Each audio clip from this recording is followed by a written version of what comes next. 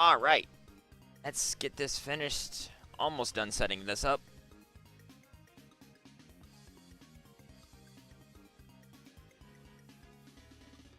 Shit.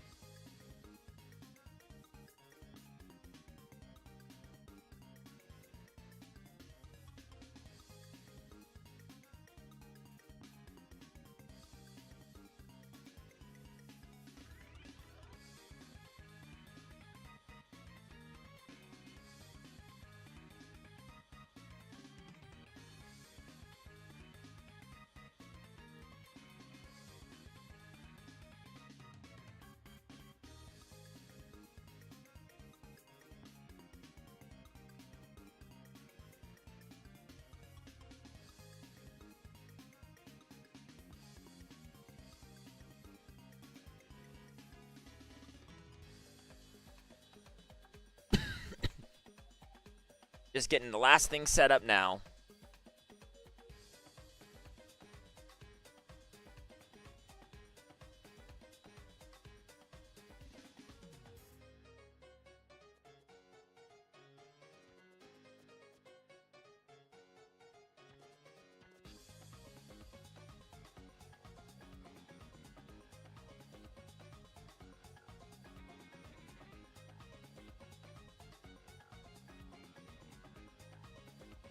I guess it really doesn't look that bad with the timers and for their layouts because they had them really nice, so I don't actually have to crop them.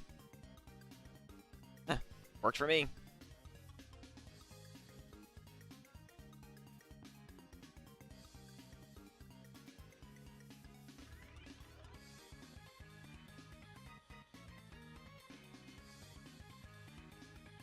I was kind of wondering, but I guess in this case the tracking's going to work out just fine.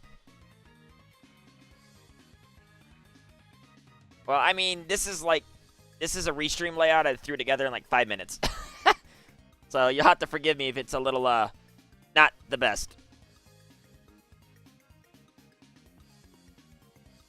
I didn't even make the background. Sonic Shadow Silver did that. So yeah, we're here to, let's just see what happens. I guess I don't even need the timer because they have their own timers that are going to link up, so I'll just hide that.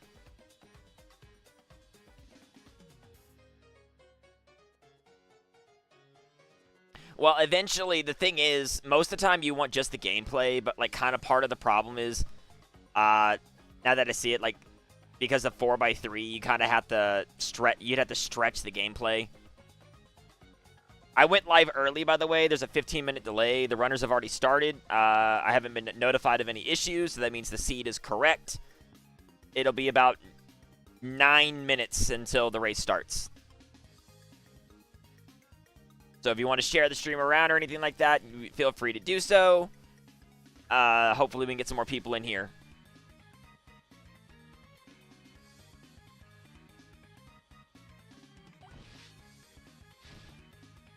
Yeah, so they're just getting the names and files ready, probably.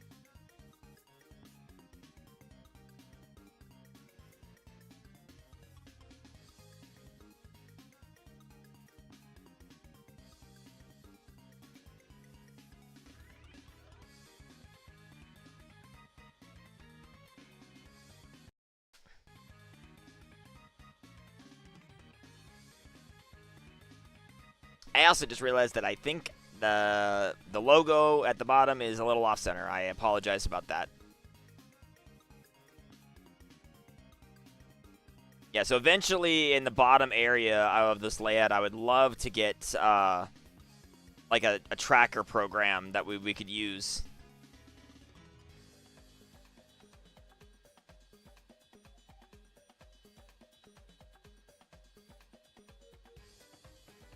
And I also do not have Twitch Turbo or the ability to sub to all the runners, so unfortunately ads might disrupt streams.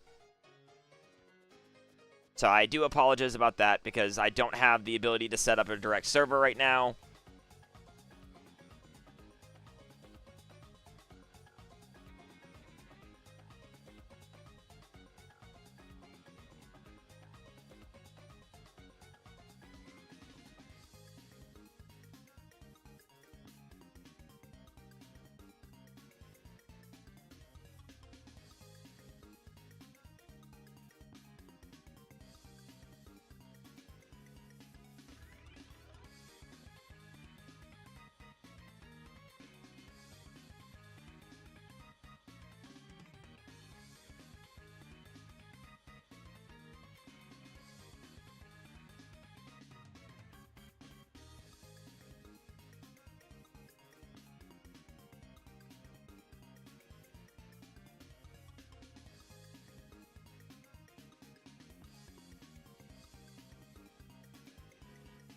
Also, you know, the best part about there being a delay is that my commentary is live to what you guys see. Because, well, I think mine has a slight delay compared to watching them live, but then you get fresh commentary on the matter, so it's a win-win for everybody.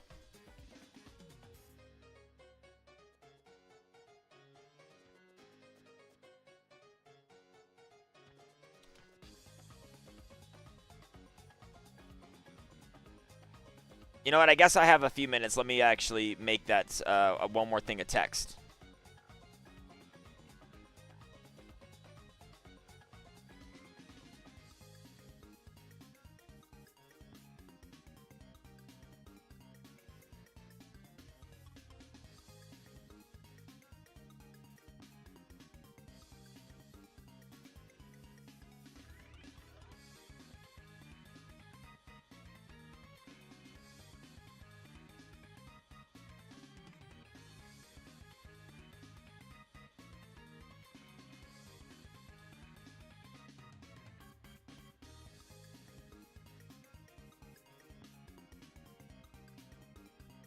There, what do you think about that?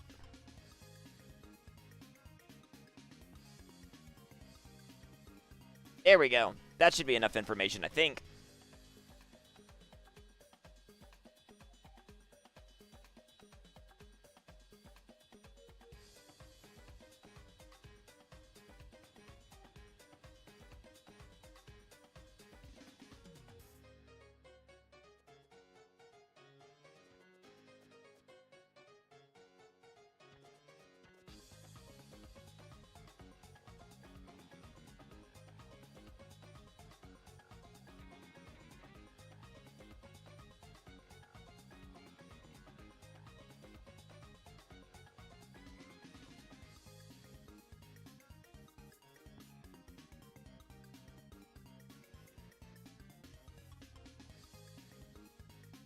All right, it looks like the runners are getting ready to start on our side.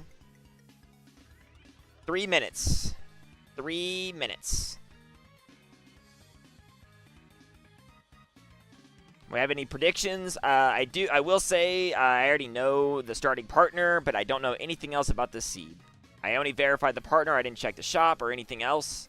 So I have no idea how good or bad this initial start's going to be. But I guess in case this gets uploaded, we should explain ourselves a little bit. Hi, I'm Silver. You probably already knew that.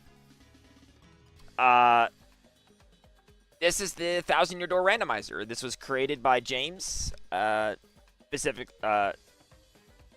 with a lot of help from other modders in the community as well. It's a very well-made open-world randomizer of the original Paper Mario 1,000-Year Door on the GameCube. It was made using Archipelago, but now has other versions like that. It even has its own website and everything like that, and this is the first ever league for it. We play with 3 out of 7 crystal stars is the rules. That means you have to complete 3 different chapters of the runner's choice. We do not have randomized picking chapters yet. That might come in the future. So the runners have to complete 3 different chapters of their choice based on what items they get, and then beat the Shadow Queen. Chapter 8 is skipped. Most cutscenes are skipped. And anything that's not randomized is actually banned from the banned by the runners to use, so that way they actually have to make their attack builds based on what they find in the randomizer. Which means they cannot use Dazzle, and they cannot buy the badges from the badge store. They can sell badges, though. However, they also cannot use the Pianta Parlor, which means no guaranteed Danger Mario. Danger Mario will only come into play should they either find power rushes on their own, or if they get really lucky and a shop sells them. Because anytime a shop sells a badge, it comes as an infinite supply. So you can farm the coins needed to buy all the badges. So if you see any badges in the shop that grant a lot of power to Mario, you can expect the runners to probably plan their boss strategies around that. This is, the randomizer is done 100% glitchless. There are anything that's considered a glitchless trick or skip is allowed that's in the speedrun is pretty much considered allowed, but no like clipping through things or anything like that, or any type of other kind of game-breaking glitches of the sort. You do have to kind of follow logic and all that good stuff. But, you know, like, if you know anything about the game, things like flip skip are allowed, pole skip in Chapter 6, you know, glitchless techniques like that are fine. So that does let you, that does allow some skill in skipping potentially some logic needed for checks and getting some things out of logic early. There's a fast travel system that was implemented as well. You'll see the runners be using that a lot. So there's not a ton of backtracking, as the average seed time for 3 stars is about 3 hours or so now, which is very, very impressive. Because when this rando first got started, yeah, seeds were like 5 hours long for 4 stars. It's come a long way. All right, here we go. We're starting in 5 seconds. 3, 2, 1. And I'm a little off on my timing, but I guess the delay. There it is. Okay. Okay, so it looks like the streams are slightly desynced. We will work on fixing that in the future, but the time is what matters. So Koops is the starting partner, and yep, it is a Power Rush seed. Look at that. The runners got a baby seed to start off with.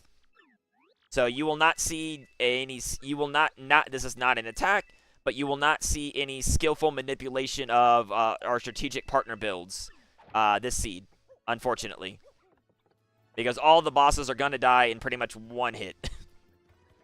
Alright, so we're going to see a split of routing. MaddyB is actually activating Flavio, which is very important, because if you want to go to Chapter 5, you do need to set up this. I did see a castle key in the shop. Gibstack did not waste any money buying power rushes, but he does know they're there. MaddyB did go ahead and buy a couple. So what's very important about the routing here is Gibstack is actually skipping some of the Sphere Zero checks that are in Rogueport. The one on top of the badge roof, but it's getting some of the other checks. Yeah, you do need to go in, and Frankly's no longer there, but he still gives you an item and then follows you around anyway. But notably, Gibstack did not set up Flavio, which is interesting because you can save time by routing Flavio in to allow access to Chapter 5 the vanilla way and do the blimp ticket chick. Okay, that is 2 castle keys already.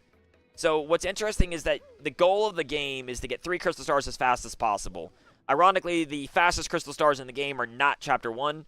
It's actually Chapter 3 has the least amount of requirements. Also, star pieces are completely pointless and useless, so if a runner sees a star piece, they're probably not going to pick it up. But yeah, Chapter 1 and 7 both have the most items needed to get to the boss. So ironically, you really don't see those crystal stars all that often. You'll see Chapters 2, 3, and 4 probably the most common, with Chapter 5 and 6 depending. Chapter 6 has a lot of required items, but it shows up a lot more often than you think. Just because of how this items sequence together. So we can see the Gibstack's already in the sewers, heading down to check out these Sphere Zero checks as well. MaddyB is planning on potentially upgrading partners and is going to go and set up Merlin for that. You all also see that even if a badge is a bad badge, the runners will pick it up because that is the best source of coins. Oh, Bobbery. All right, that actually is a huge find early on because that allows access to the west side of Rogueport.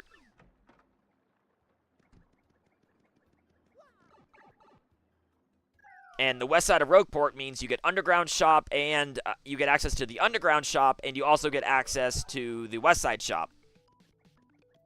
Yeah, and Cheat Rippo. But see, the thing is, Chet Rippo is actually important this run because this is a Danger Mario run. The very first shop of the game and does in fact have Power Rush. So yes, if you missed it, all the bosses are going to be dying extremely fast.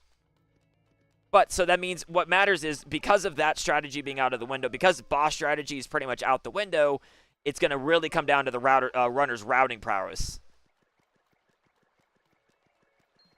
And we got early super boots. That is one of the best things you can see. Early boots is very, very important because, as you may know, a lot of star pieces are hidden in panels in this game. And you can only get those with super or ultra boots doing a spin jump. Because boots and hammers are progressive, the earlier in a seed you get boots, the less backtracking you have to do in order to get all the checks. So that does mean that because of early super boots, we're going to see a lot of interesting routing because we don't have to worry about backtracking. So we will get to see how both runners route in all the panels. That was also a Sunstone and the Diary from that shop. Oh, early Yoshi as well. This is probably a Jet Seed. Because now we have very fast movement available. We see that Gibstack opted for the green Yoshi. Yes, early movement indeed. And we got an early black key for, but he's not dipping into Chapter 4. Oh, no, he realized. Okay. Even if you don't want to get a lot of checks in Chapter 4, if you're already here, you want to at least activate the fast travel point.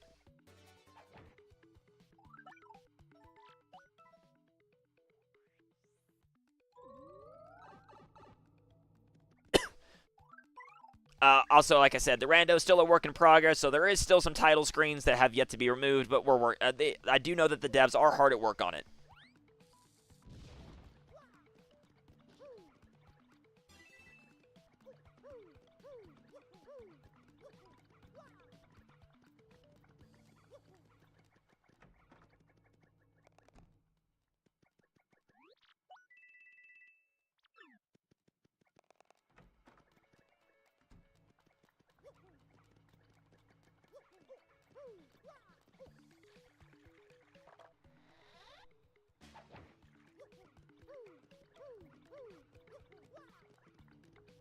Alright, so yeah, we see MaddyB has gotten their super boots and will now be also accessing the flip panels. Yeah, unfortunately, Chapter 4 does have quite that lengthy intro cutscene that you can't do anything about. For now. Like I said, I do know that they've been working on it, and the next update might remove more cutscenes in the future. Alright, so it looks like MaddyB's hot on Gibstack's trail. Probably, yes, and I can see in the background that item is garbage, so neither of them went for it. Let's see, does MaddyB also want to dip into Chapter 4 and get all the free checks? Gibstack missing the bush at the beginning. Oh, but a free Power Rush. Love to see it. Saves him 30 coins. Oh, Gibstack not sleeping at the inn. There is an item check at the end for you have to sleep in it in Twilight Town, Far Outpost, and Poshley Heights. Oh, he's giving the food item to get a guaranteed shooting star.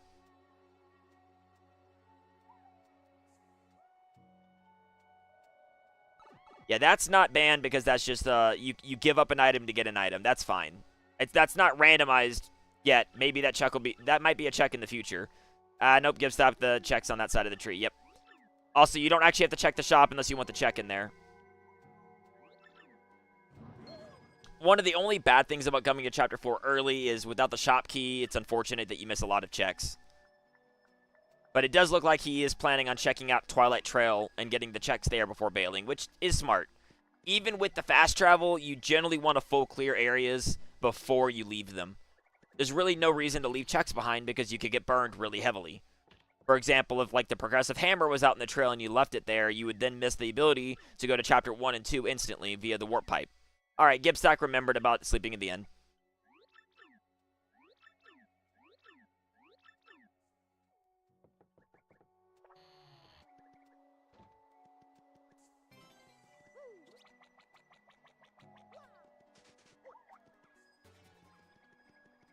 All right, so we're just gonna. Also, the audio's on MaddyB side. If the audio is bad, let me know. I can increase it.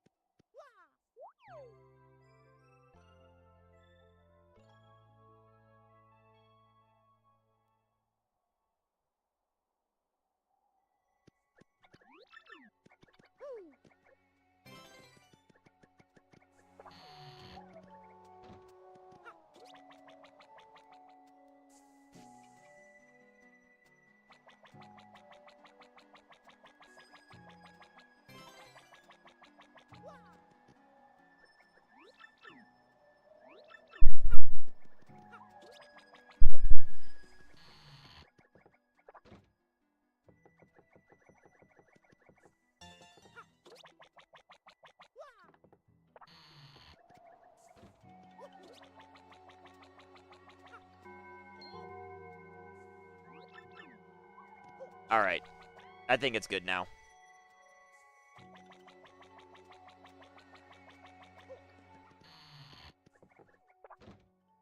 Like I said, this Restream setup was thrown together at last minute, so I was trying to get it as good as I could in the time that I had. I'm sorry if it's not. We'll definitely make sure it's better in the future. All right, so Gibstack's already bailing on Chapter 4. I mean, they found Miss Mouse, but Miss Mouse really doesn't. Oh, there's the hammer. Big. All right, and is he going to pay or is he going to kill him? He's going to opt to pay. One thing I'm not a big fan of is that it is set to double XP. So, but there is good and bad to that. The good about double XP is that, like, Gus gives you, like, 40 XP now, so you level up really fast.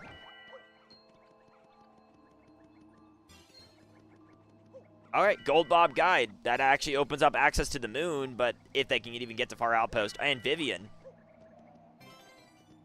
Getting most of the partners already. The only partner left that actually unlocks checks is Flurry. Goombella's only use is if you get the up arrow and you want to upgrade her to get access to Raleigh Wink. Although I will say that they will need boost sheets or a lot of life shrooms still if they don't find Power Bounce, despite them having access to Danger Mario.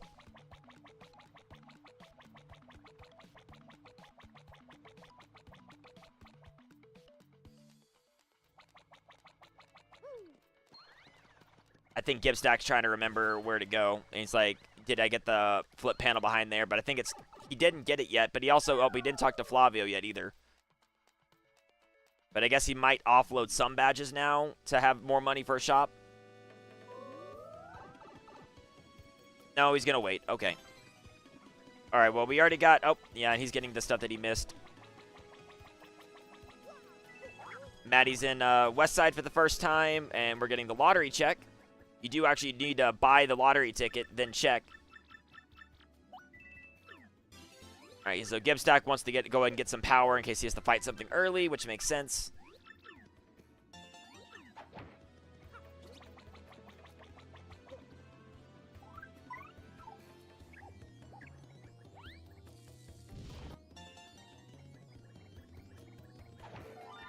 All right, and that is the first station key. All right. That's actually the one you need for Chapter 6. The second one just unlocks more checks, but the only one you actually need for Chapter 6 is the first one.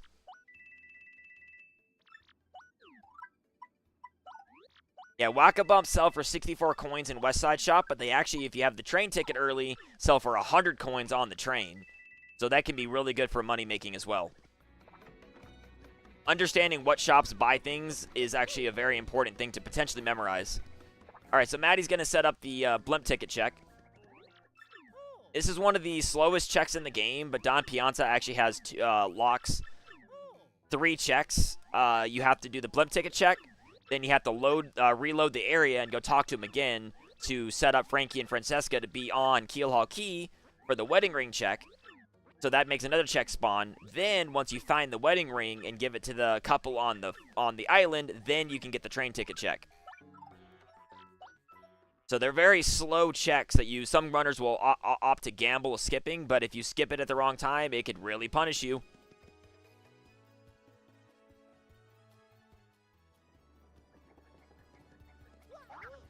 Alright, so you can see there's each having their own route for getting the star piece panels. MaddyB's actually doing a very good job routing, like I said. So they're routing the Francesca and Frankie pickup and going to talk to Flavio. So that way, if they get paper mode and tube mode, they'll have access to the old letter check. Because you have to have talked to Flavio at the harbor in order for Bobbery to, like, complain to you that I'm not ever going back to sea, which will trigger Podley to give you the old letter.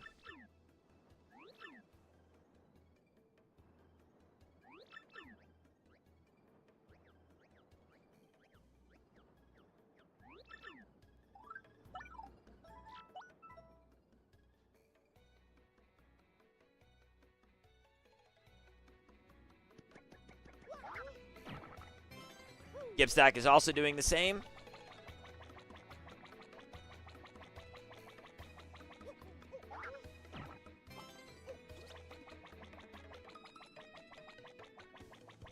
Oh, okay, and I did miss it, but it looks like they also found the cog. I didn't really care about the card key because, like I said, Chapter 7 needs so many items, but the cog actually unlocked 9 items if you get to, if you're able to get to the moon. Also, Maddie missing that super hammer really doesn't do anything because that only unlocks that one area in the sewers right now. But Gibstack might be going to Petalburg now, actually.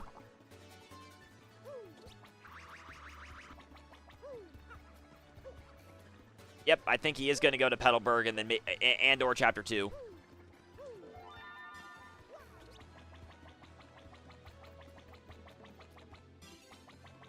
Yeah, because once you have a hammer and a set of boots, you can access the blue pipes.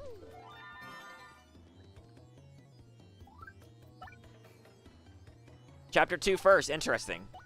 I actually would have gone to Chapter 1 first myself, because, well, there's no Flurry yet, and no Flurry's necklace. Okay, you know what? He was just wanting to hit the pipe to be able to fast travel there, I guess. You know what? I get it. That makes sense. Hit both, then go to Chapter 1. Alright, you know what? That actually was smart. My bad.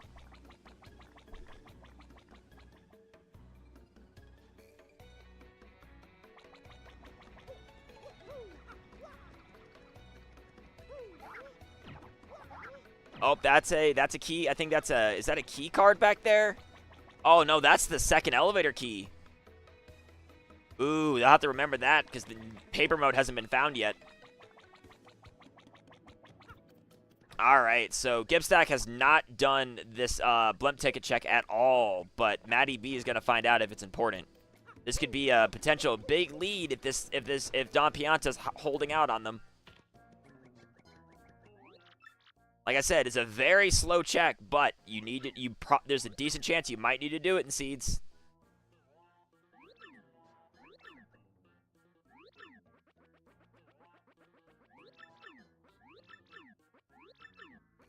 All right, new shop. That is a lot. Oh, but life shrooms. That's actually, I would remember that 5-star. I would, in fact, remember if they're. Oh, but Gibstack, I wouldn't have done that. You're gonna have to go to this room anyway when you access Coops. To get the Coops check. Oh, but that's a blimp ticket. But I would have gone to Schwonk's Fortress first, cleared that out in the gold fuzzy, then got the Coops check. I completely missed what that was on Maddie's screen, but I don't think it was anything important. Yeah, I'm looking at their tracker. It was nothing. It was nothing important. Unfortunate.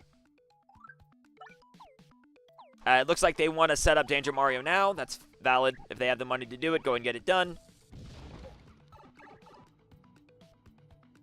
Gibstack actually did not do this yet, so killing Gold Fuzzy will take a little bit more time. But I will note that neither runner has multi-bounce or a strong AoE option, so the Fuzzy fights are going to take a little bit of time, because I don't think they've gotten a ton of attack items. I know Gibstack got that shooting star. He can definitely wipe out one wave of Fuzzies if he does go to Schwonk's. Oh, nope, he remembered. It looks like he wants to get powered up too. Alright, well, like I said, this is a Danger Mario seed, so this race will come down to far more down to runner's routing than it will be to boss execution. Because like I said, the bosses are going to be eliminated very quick.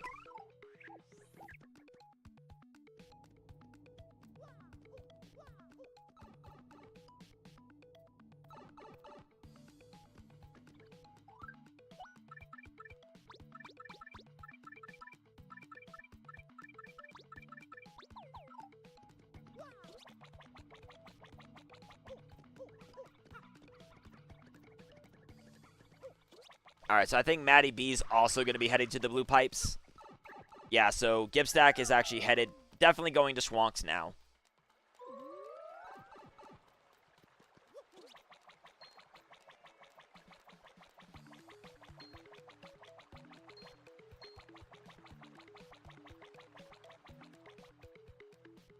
So good thing to remember if you're learning the randomizer routing without needing to use your tracker.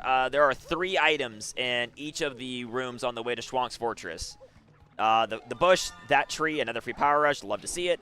And this block, the second one is in a tree and 2 bushes, and then the last one is pretty easy as well.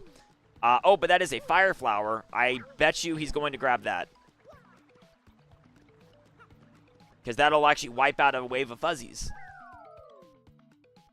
Yep. Very convenient fire flower. It seems that he does not have this area memorized to remember where everything is, so he is now, unfortunately, losing time checking everything. He's already gotten all the items in this room. Let me just yell 15 minutes into the past. Let me just time travel real quick and tell him. Hold on. Just kidding.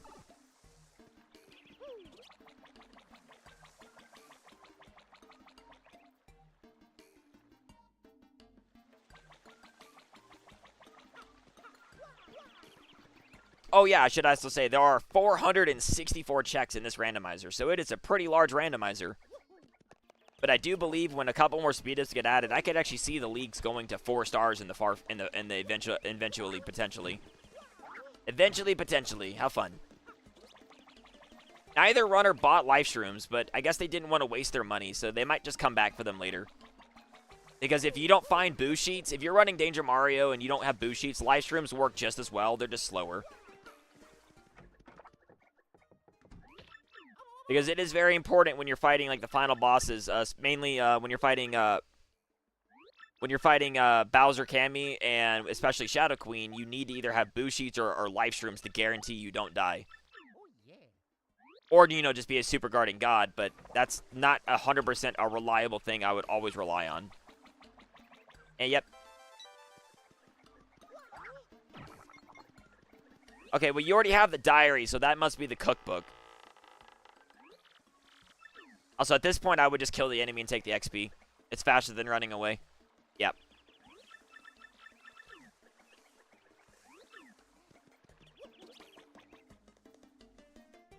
Yeah, see, that's the cookbook, so that was a waste of time to pick up. But yeah, that's the tree with the other item.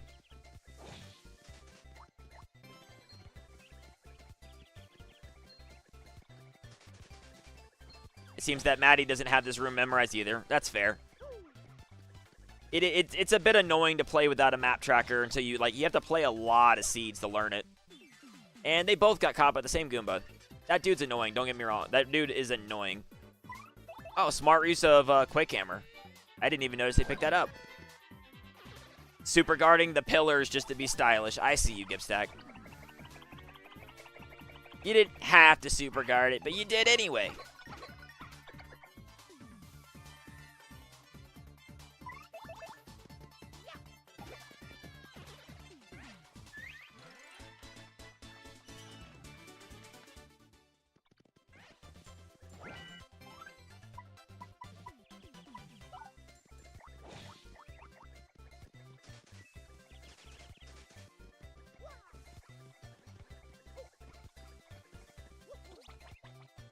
Alright, so I assume they both know the code. It's 134223 for the answers on the quiz.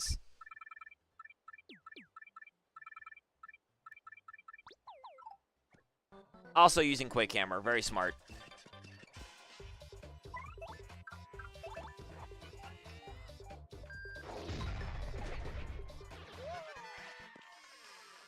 Oh, Gibstack is failing the quiz on purpose to get extra XP. It is slower, but you do get guaranteed XP from fighting those enemies, so that's actually a strategy. They do die instantly to Quake Hammer, after all.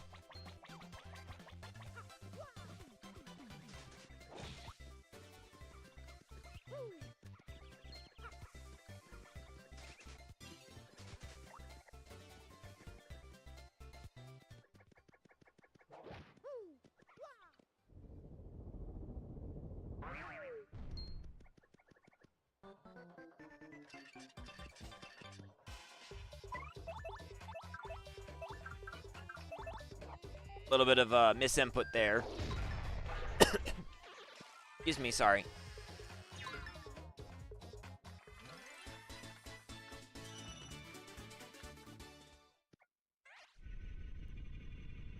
Pow Block's not going to help against Fuzzies. They have 3 HP. I mean, you could Pow Block Koops, but that's only if you didn't have other options, but they do. They have Quake Hammer and items. All or Nothing is free power, but not worth the BP. Considering they're Danger Marioing. The Champ's Belt, I didn't even see that. It's unfortunately useless.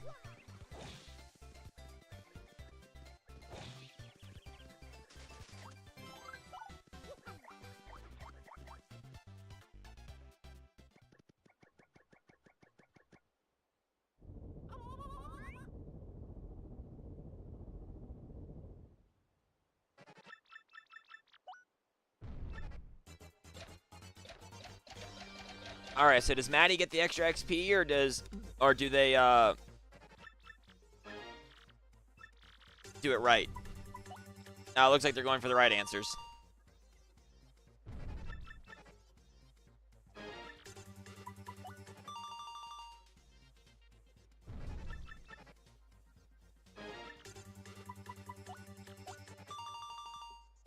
Well, as I said, Maddie's only slightly behind Gibstack here in the same area where they're doing basically doing a couple high five. They're gonna high five here in a moment, but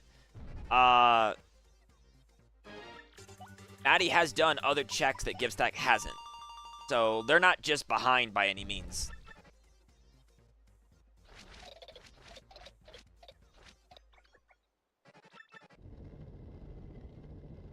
Unfortunately, I don't think they don't have any key items that Gibstack doesn't, I think, besides one castle key, which may or may not even matter. All right, there's the handshake. Now they're in the same place, same time. And, yep, Gibstack is out.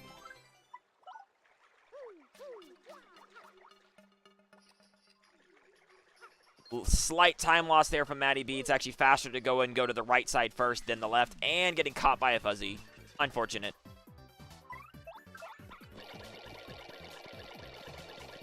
All right, Koops, what do you got? Nothing. All that work for killing Gold Fuzzy for nothing. I changed my mind. You can't come. You can't come to the cookout.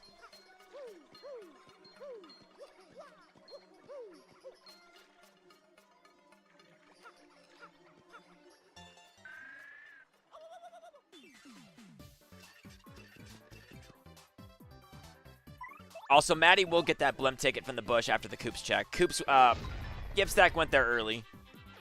But I'd be willing to bet that after whatever check Gibstack's going to do here, he's probably going to head up to Glitzville soon.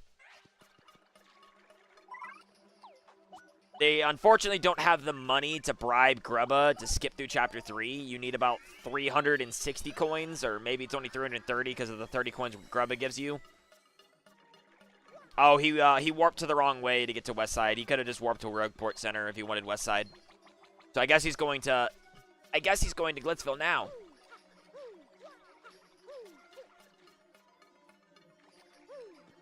Yep. Well, he's probably going to go up to the train and get that flip panel, I'd imagine. And apologies for the Twitch chat. I can't do anything about that.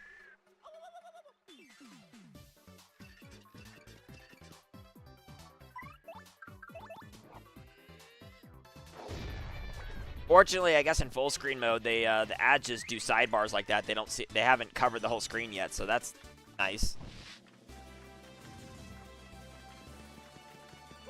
Also, thankfully, the mod creators have found a way to skip most of the blimp cutscenes, so you don't have to sit there and watch the entire thing for like 2 minutes, which is very nice. It's some use.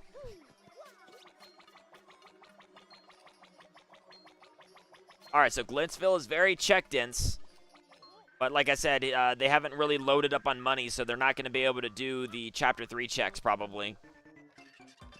Like, I mean, the actual, like, fight checks.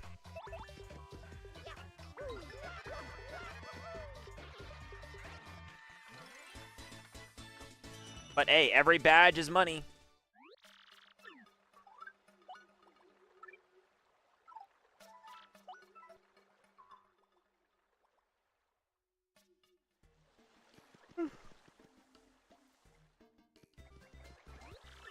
Ow. Big fat nothing in the shop except for maybe Spike Shield. But see, Spike Shield really doesn't matter that much. The one that actually helps is Ice Power. Ice Power actually helps in case you have to go to Chapter 5. And you have to fight the things. The Phantom Embers. Yeah, Embers. Sorry. Because he saw that item was crap. I couldn't quite tell what it was. MaddyB's about to get their blimp ticket because they're going to check those 2 checks after Coops. And I'd expect them to be right behind Gibstack.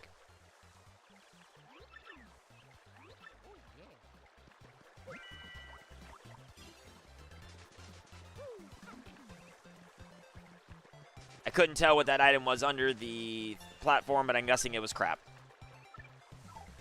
Yep, so it looks like, yep, Maddie might be selling badges first, maybe, but otherwise it's definitely going to Glitzville. You kind of have to. You get a blimp ticket or a train ticket, you kind of yeet yourself directly there. Yep, see, like, no hesitation, just straight to Glitzville.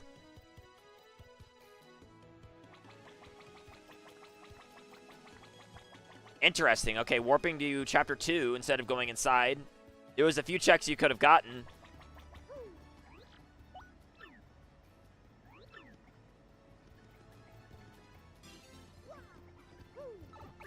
Oh, that's the old letter. Oh, that's what I missed. Oh, that's actually very interesting. So if they don't find Ultra Hammer, if they don't, oh, Gibstack missed a check in that tree. You got to hammer that tree right there. He missed it. Hope that doesn't come back to bite him. But, yeah, see, if you don't find the Ultra Hammer, you might actually have to enter Chapter 5 manually from the front by riding the boat. Oh, and there's a Shine Sprite check up there you got to get with Coops.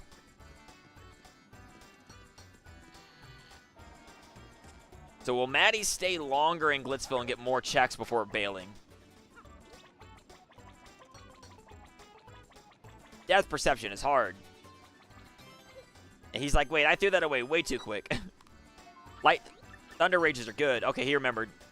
Okay, good. He didn't forget the check. Awesome.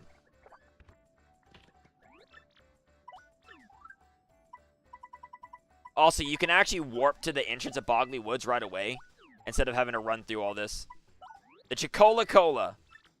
That's also an item that gives you the Bobbery check.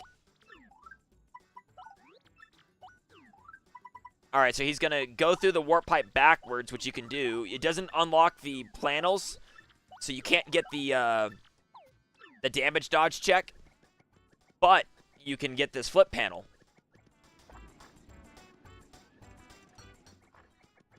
Which was garbage.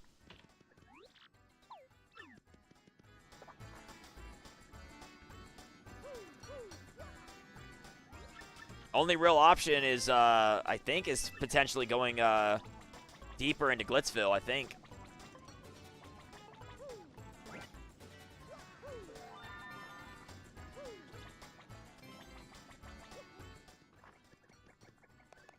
Oh, they didn't go lower and get these 2 checks yet? Yeah, actually, I don't think either of them did. Yeah, these 2 hit the blocks. If you don't have paper mode, it's kind of slow to go get them. But I can understand not wanting to leave them behind. Garbage. And, yeah, 10 coins. Last Stand doesn't sell for much.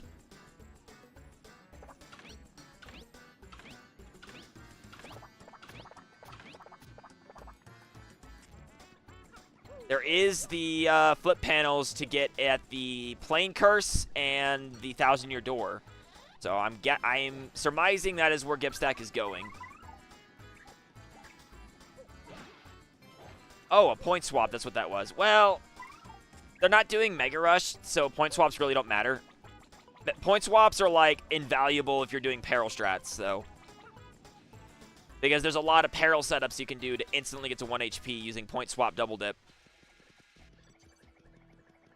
So you double dip a boo sheet onto Mario, and with the point swap. All right, so unfortunately that flip panel was nothing, but Maddie is dipping inside of Glitzville to see if there's any checks here. And yep, I would have picked up that badge for the money though, Gibstack, because you're gonna need the money to bribe Grubba.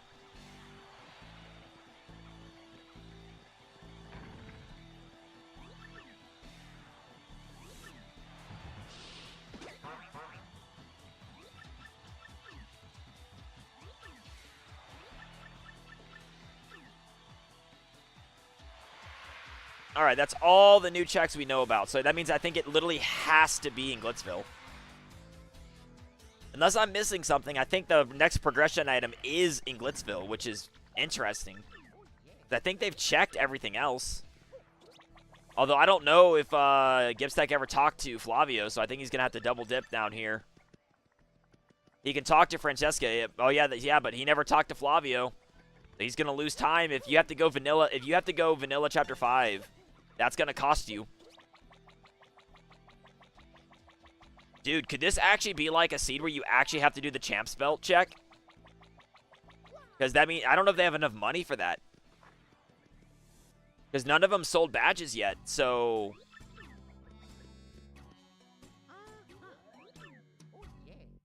Because, yeah, for anyone that's unaware, James actually came up with a really brilliant feature. You can bribe Grubba and skip all of the major fights. You only have to fight the Goombas, the Iron Harriers, which requires Yoshi, and then Rock Hawk.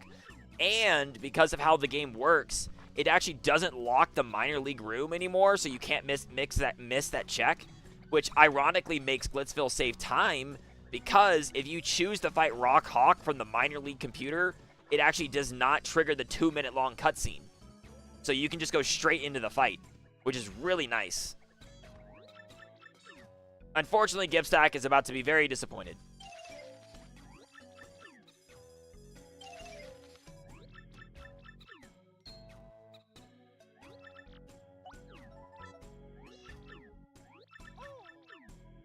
Fortunately, they have Coops, they have Quick Hammer, they have all the options in the world to instant kill Goombas, no big deal. Then they can use the Super Hammer to immediately get another check. I don't think either has the money to even bribe Grubba to get to rank 10. So they're going to have to warp out, and that's why I would have sold badges first. Because you can warp back to Glitzville, but you do get part of the blimp cutscene every time. So you kind of want to, like, plan your trips. Like, because you can't fly with your mind in this game, sadly. That would be cool. Make it happen. Anyway.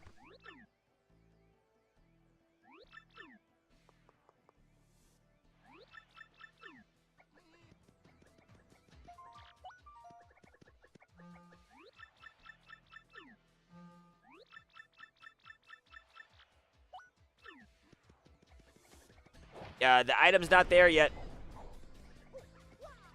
You actually have to beat the Goombas for the item to show up. Sorry. But again, it looks like, it doesn't look like Gibstack got more money to bribe Grubba with, which is an interesting choice. I would have dumped all my badges in the badge shop by now. You need the money. Don't leave these badges behind, man. If you're gonna do Chapter 3, which they have Blimp Ticket, Yoshi, and Super Hammer. That means they can clear Chapter 3. You just need all the money. And potentially more power rushes to kill Grubba with, because they don't have near enough. Because without power bounce, you're gonna, if you don't want to deal, well, Rockhack has 40, which means if you don't want to deal with his BS, if you don't want to deal with anything from him, that means you need enough. With Super Boots, they would need 9 power rushes to one-shot Rockhawk. They would need a lot more than that. They would need 14 power rushes to one-shot Grubba, but Grubba wastes his first turn, so as long as you can one-shot Rock Hawk, it's fine. So they actually need to make enough money to skip all the fights and have enough money to have 9 power rushes.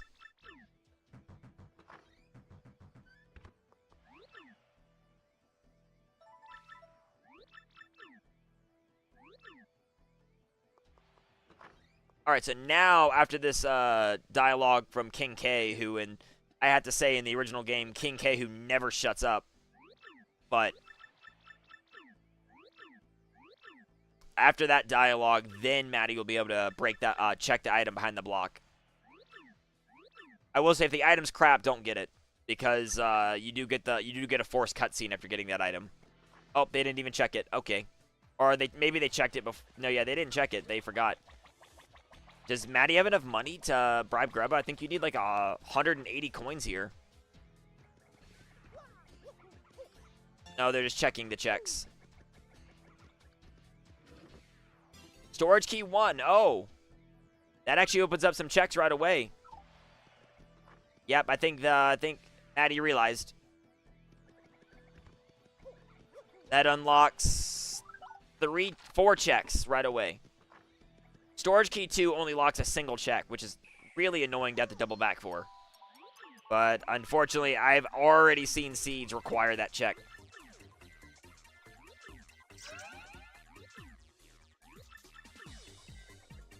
Oh well. Alright, so Miss Mouse, and then Jolene's got to email you. Oh wait, they actually only can get 1 check because they don't have Flurry. Yep, that's it, just 1. Yep, time to go sell. Yep, time to go sell badges. Oh, you want to check the tree for chapter 2 first. That's fair. Yeah, the thing is, we already know their progression is like in Major League, is either in Major League or the Champs Belt. That's kind of crazy.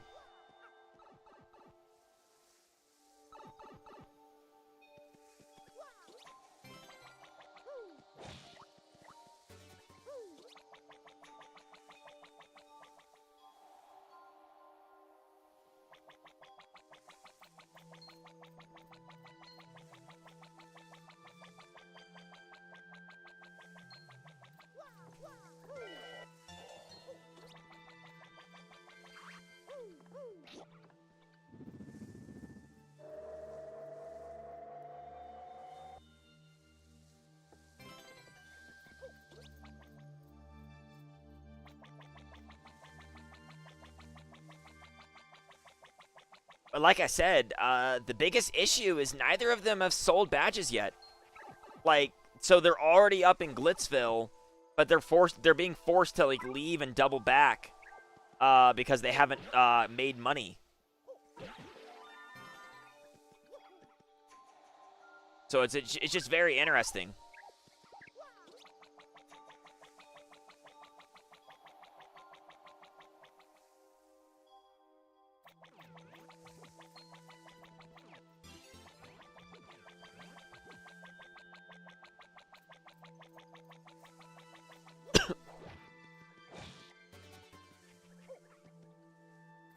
All right, well, MaddyB's going to go down the pipe and find out that taking a safety save, never a bad idea. And they're going to find their courage shell from the flip panel and be disappointed as well.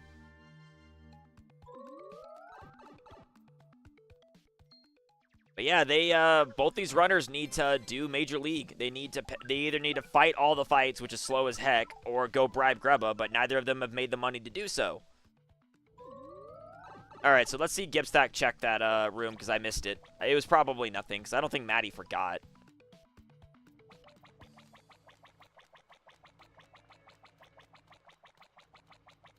Okay, Maddie's going to go check the West Rogueport sewers, it looks like. Yep, they're doing that. Then they have to know it's Major League. Like, they're out of checks after this. Which means these runners are like basically neck and neck. The only thing that Gibstack has over Maddie is like they might be slightly ahead, except for the fact that if they have to do oh, Maddie didn't go back. The Ultra Hammer was here the whole time. They didn't go back and check. Their progression was there the whole time. No.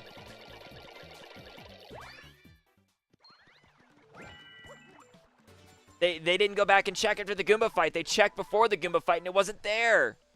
Maddie, no.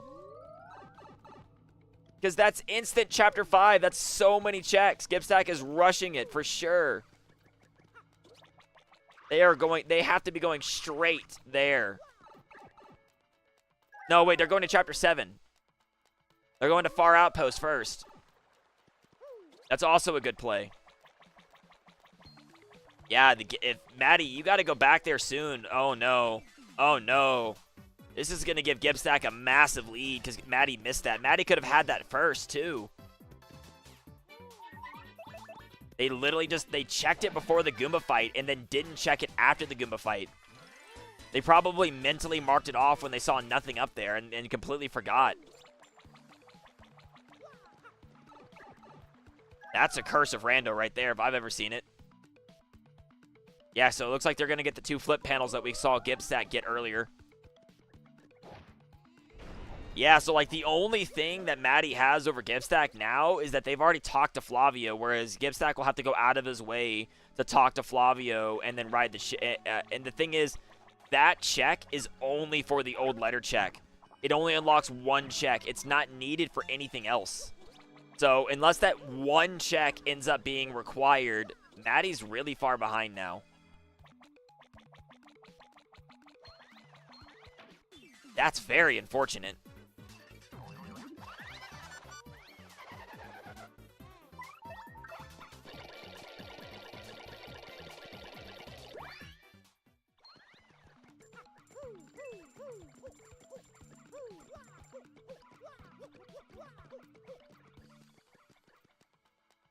Although I'm not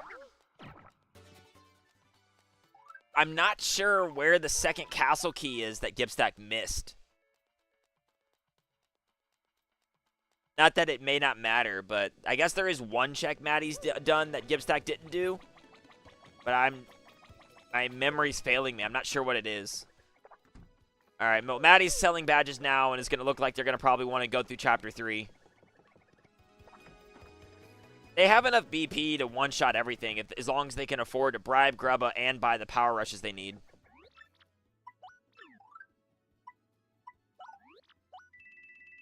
You just need to sell everything. Don't be picky. Just mash A. Yeah, you just got to mash. Even if it's only 10 coins, mash. Sell everything. Also, you might notice that the badge costs been nerfed. That's because it actually forces you to engage with the rando more. Because if you could just get all the money you needed from like 2 or 3 badges, that's kind of lame. Maddie, what are you doing? That's not enough money. That's not enough money.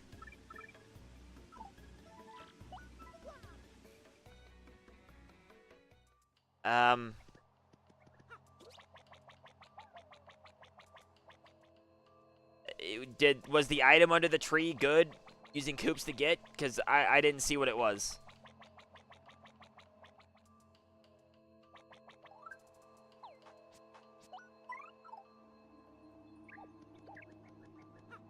It was just a badge. Okay. I thought they would have. I thought they peeped it. Yeah, Maddie, I don't think you got enough money to. Like, you need more money to get to Major League. Like, you can get to Major League, I think, but you don't have enough money to get to everything else. Well, unfortunately, but the anyway, for Gibstack, the Far Outpost, unfortunately, Chapter 7 hasn't really had anything.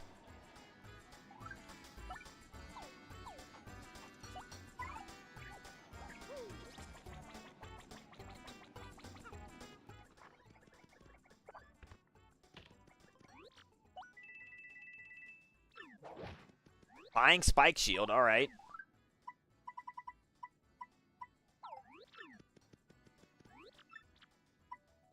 Yeah, you do want to talk to the mayor in order to trigger Gold Bob, I think.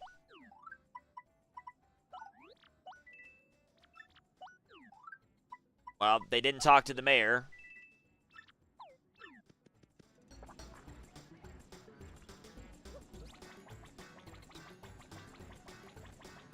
Yeah, I guess Maddie's going to find that Ultra Hammer now if they remembered, maybe.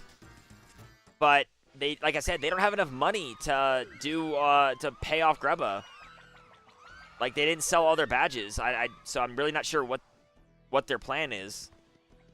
Okay, so they remember they missed this check. They're about to be really annoyed. Yep, there it is. Yep, they're not happy.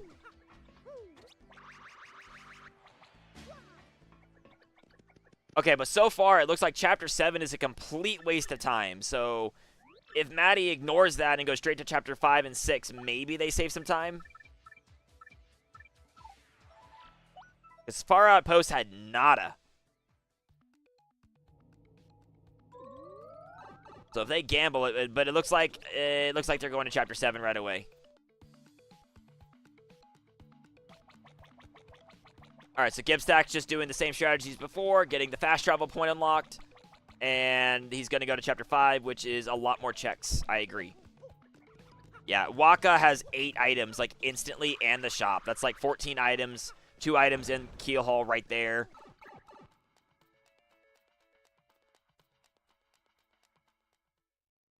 All these items as well. Oh, there's tube mode, but that is useless without paper mode. I will say I really hope that one day, oh, multi-balance, that's actually useful.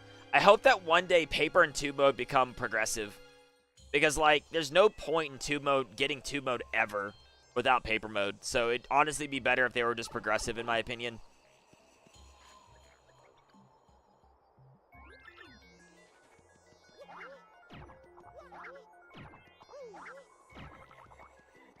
Yeah, you don't have that many power rushes yet.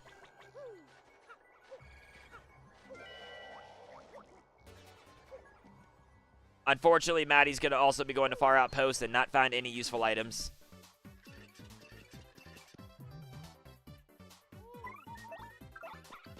Also, Power Bounce hasn't been found yet, so that is something. Oh, the wedding ring. Ah, but Gibstack didn't set up the wedding ring check. I mean, neither of them did. Ah, but there's paper mode. All right, that opens up a lot.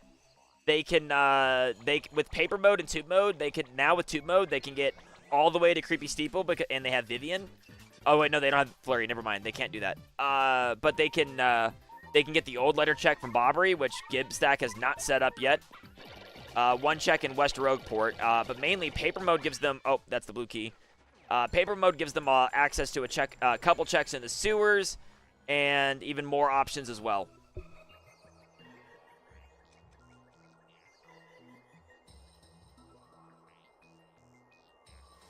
But yeah, he's going to go ahead and go all the way over here. But he's going to miss the wedding ring because he didn't set it up yet.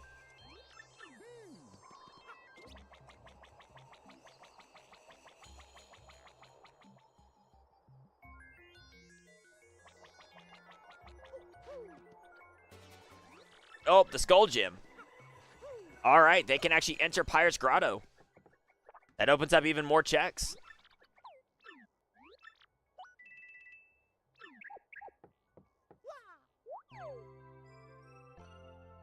Gibstack's just saying, get out of here and give me that XP.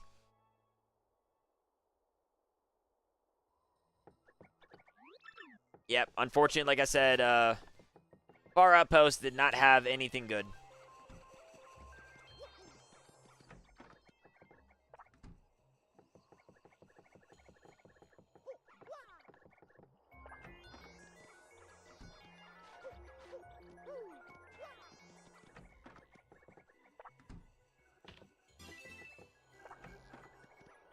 Excuse me. All right, so they're actually going to talk to the mayor. Oh, yeah, paper mode also unlocked getting the red elevator key from Petalburg. So that would open up a lot of checks on the moon. Actually, yeah, that's both elevator key. That's Bobbery. They have moon access with the cog. Yeah, they can actually access the moon. They have both elevator keys are an option. With the cog, that's a lot of checks.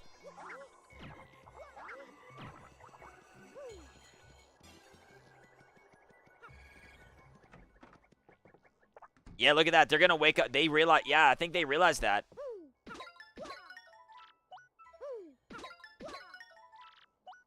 Well, they don't have the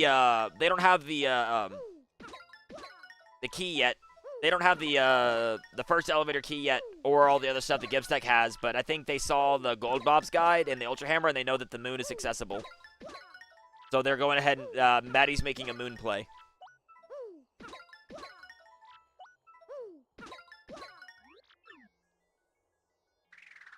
Gibstack, you got to get the coconuts. There's a coconut, though. How funny.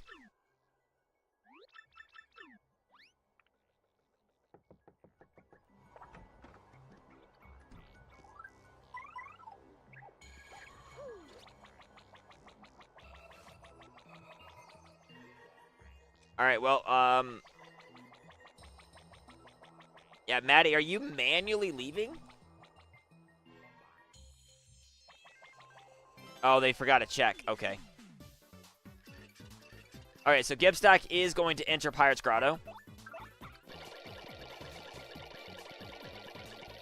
I did not know doing a hammer spin counted.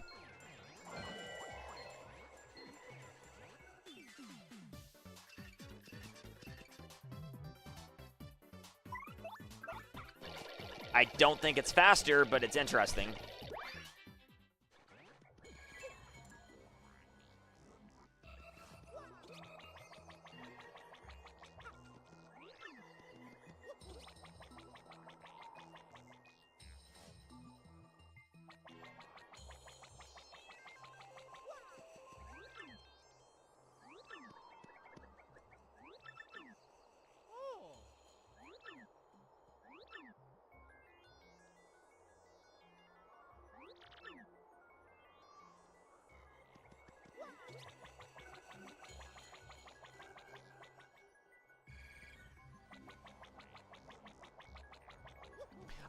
Gibstack didn't know that the Pirate's Grotto is not that. Yep, so like I said, Maddie's making a moon play. They'll at least have the warp point unlocked, but they don't have the elevator key, so they can't get all the checks yet.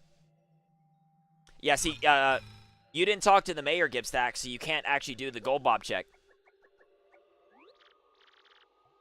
So if Gold Bob has something important, you're going to have to double back for that.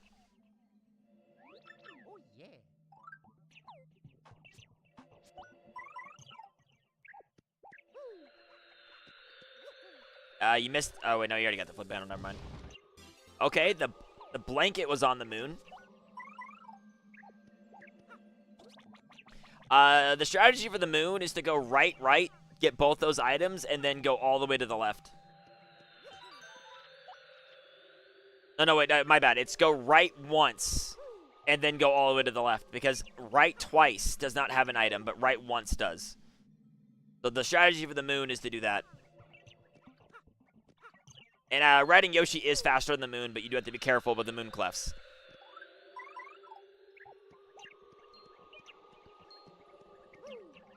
Yeah, you're going to get hit. Told ya.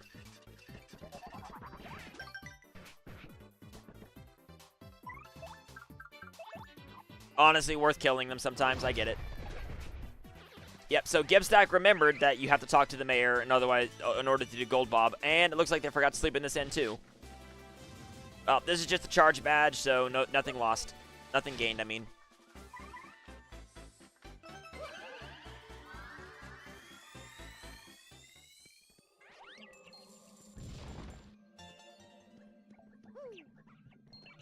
Alright, there's nothing else on this one.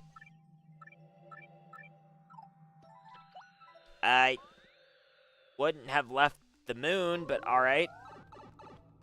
You only got 2 of the 6 items.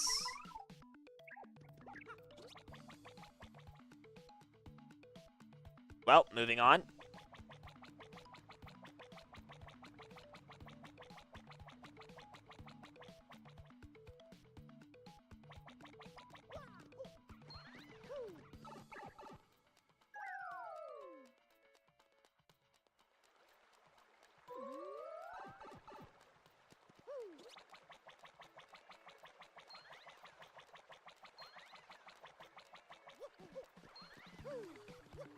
Alright, well, Maddie's making their play for potentially partially, and although Gibstack did not finish partially, there was still several checks there they did not get.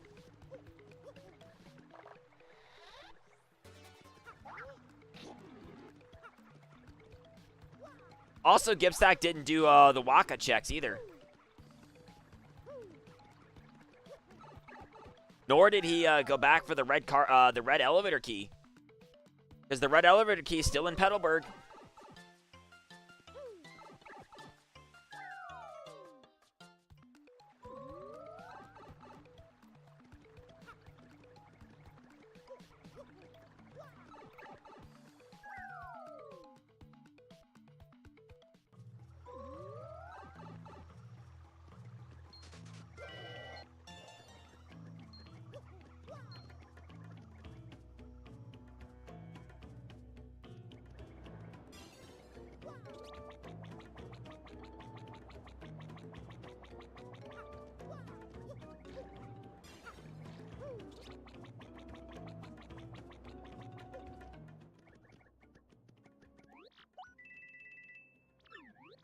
All right, so Maddie's got their elevator key in their paper mode.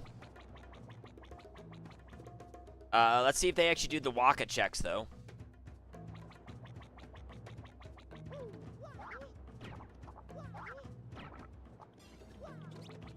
They are. Okay, so we do get to see what these are, because I don't think Gibstack did these.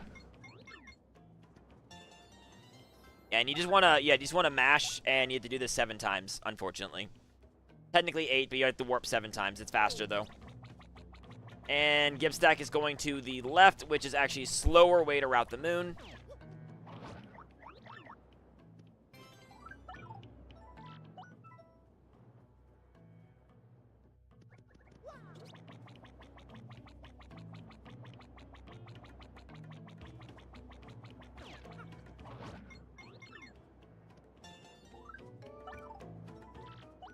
You don't actually have to pick up Waka's items if they're crap, so you can save a few frames by just skipping out on it.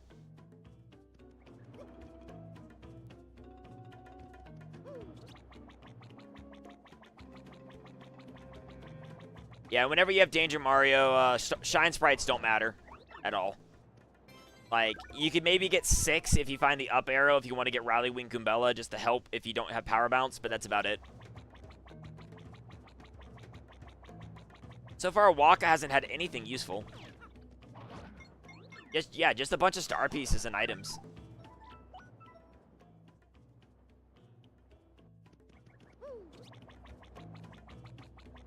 Yeah, but Gibstack, even though we know that check is dead, he still missed the check on the moon.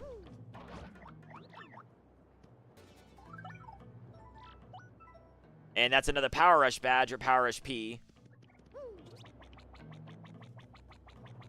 Is this the last Waka? I haven't been counting. Nope, there's at least one more. But that is, both emblems have been found.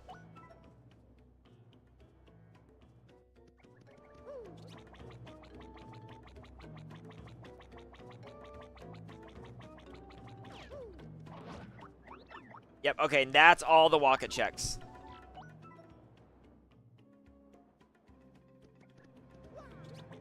So Gibstack's gambling that check on the moon he skipped is garbage. I mean, it is, but he doesn't know that.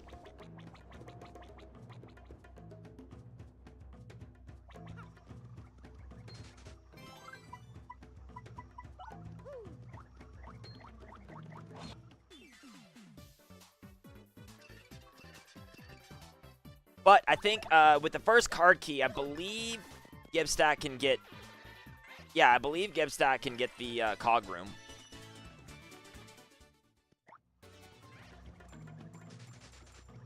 Yeah, you can. You don't need both.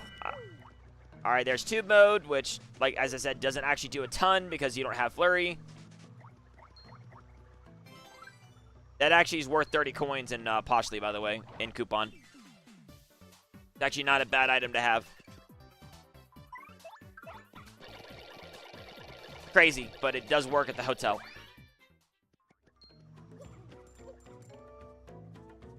Let me just get a Best Western coupon in real life or a Motel 6 coupon and then just take it to Vegas and get a 5-star suite. That's the equivalent of that.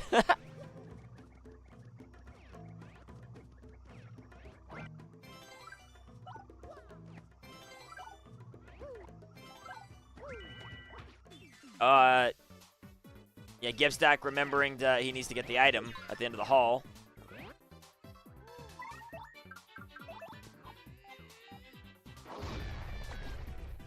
Technically, we got fast pattern.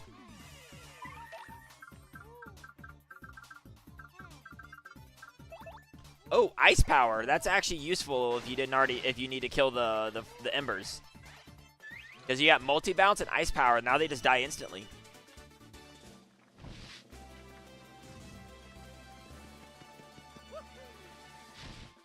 Every time they level up, they're probably just going to be taking BP, so it's not like it matters too much. Yeah, you got to go to sub-level 1. You got to put in the code to access the quiz swamp, and you go to the left with the cog to get 9 items. And there's a castle key there. Means you got to do it.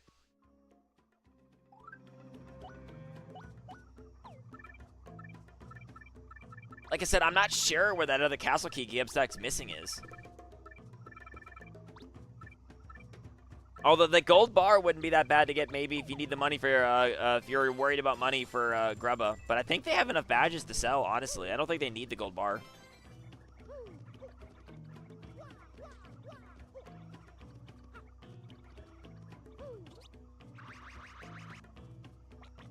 Oof. Platforming error. Are you going to get the gold bar? I don't think they are. Yeah, no, he's not. No, he is. I mean, fair enough.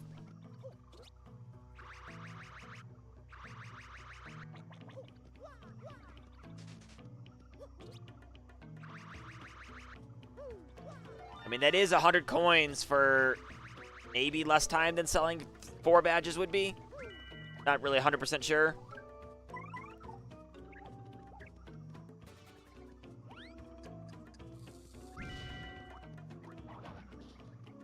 Maddie doesn't know you can just hammer spin that block. You don't actually have to use Bobbery. Gibstack, are you not doing the quiz? Alright, no quiz. Guess that check's too slow for you. Hope it doesn't bite you. Also, it is annoying to note that the runners don't have Ultra Boots yet, which means there is one check they can't get in the base, up in the ceiling vent.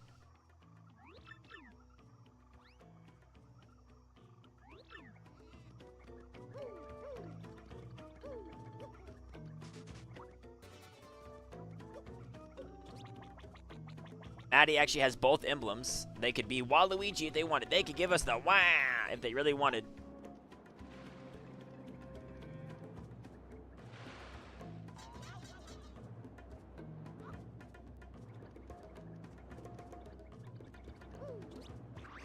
Oh yeah, wait, did Gibstack skip these coconuts or did he go back? I missed it. I remember he missed them on the way forward. Nothing important. Well, so it doesn't matter if he did or not. Nothing important.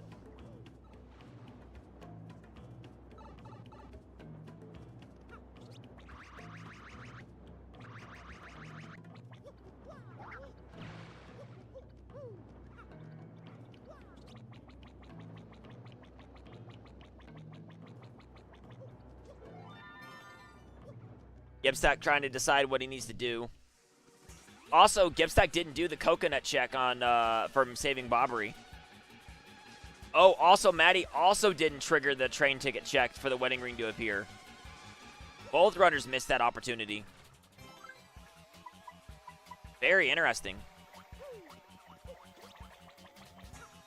Oh, okay, so Maddie's going to do the fight.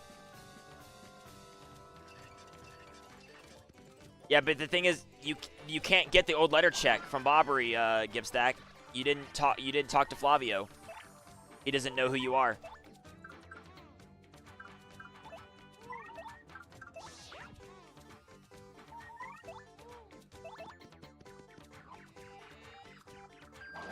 Okay, so Gibstack's going to grab that elevator key.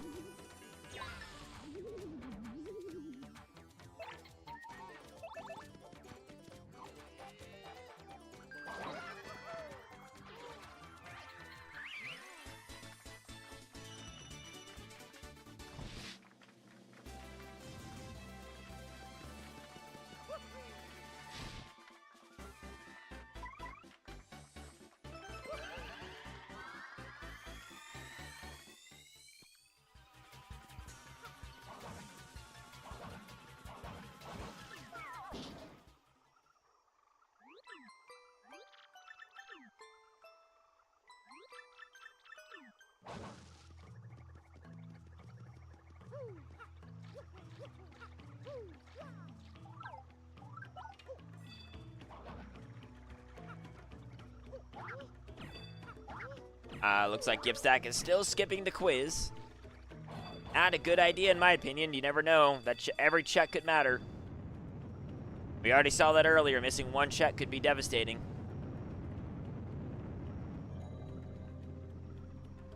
And to be fair, sub-level 3 really doesn't have that many checks.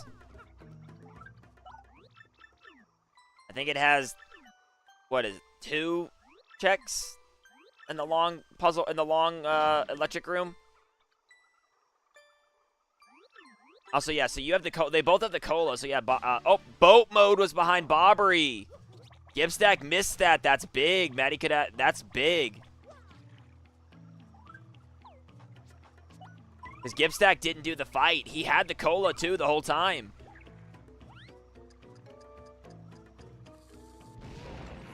Unfortunately, they don't have gate handles, so they can't beat Chapter 5, but that's still really close.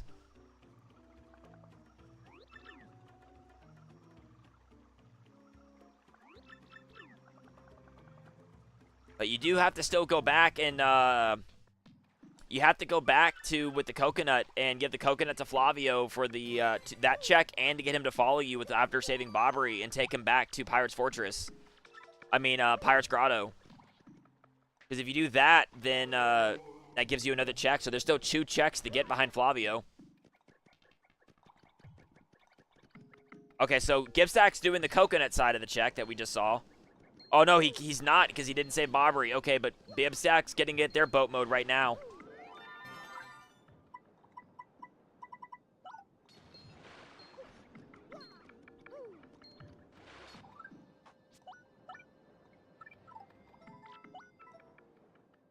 I guess they remembered as well. Maddie just remembered as well to do the coconut check, it looks like.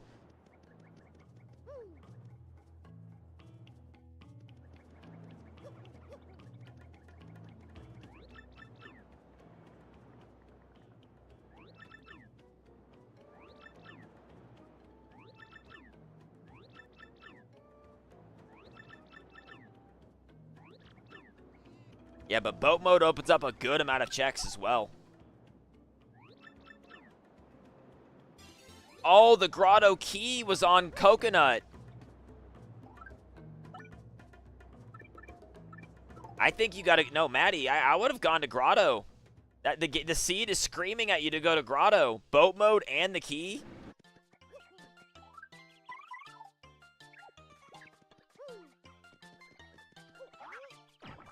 But they can check, but Batty can check Gold Bob, so that might be a check that could hurt Gibstack here. Because Gibstack did not talk to the mayor, so when they did Poshly, they did not get to talk to Gold Bob.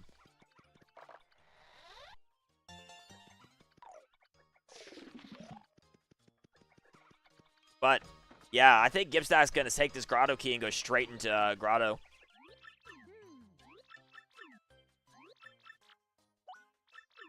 Also, Maddie did not talk to Flavio again to have them follow him. Sorry.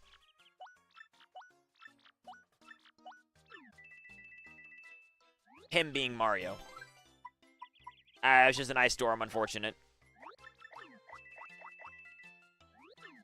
You didn't, yeah, no, he's wondering where Flavio is. You didn't talk to Flavio again to have him follow you.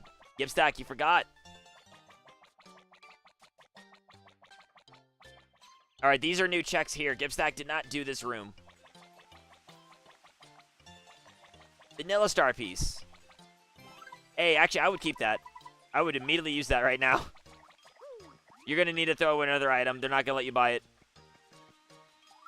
No, use the end coupon. Sure, that works too, I guess. But I was going to say just use the end coupon, and then you'd be able to buy a pasta.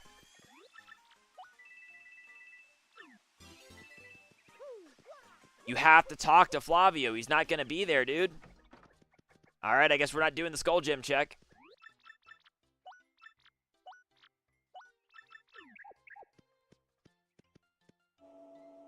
But let's see if Gibstack stays deeper into Pirate's Grotto, because they're 1 item away from beating Chapter 5.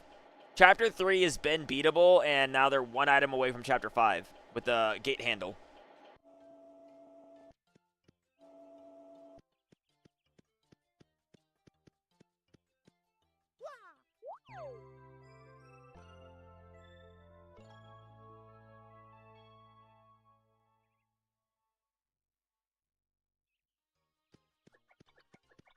All right, does Gibstack know how to do cannon skip? He does not. Time loss.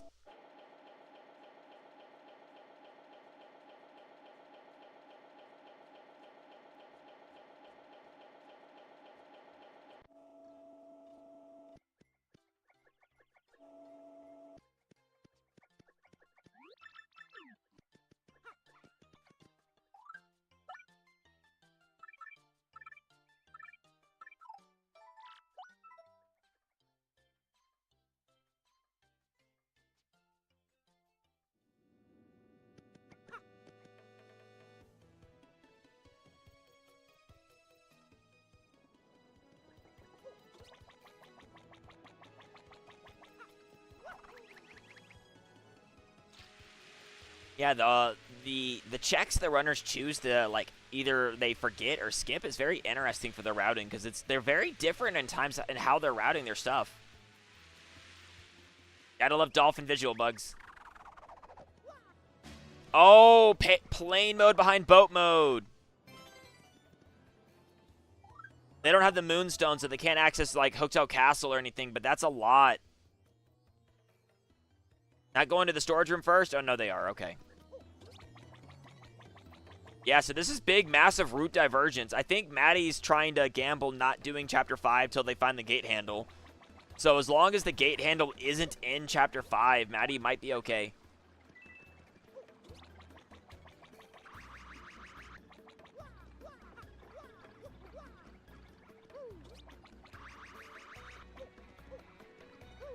Ah, but Maddie can get the old letter check that Gibstack couldn't.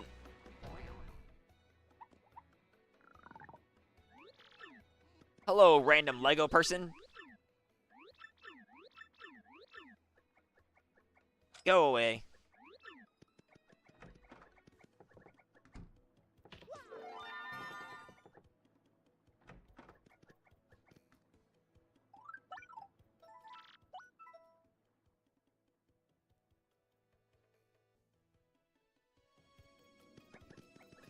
You can do the switch with Bobbery, but it's a pain in the butt.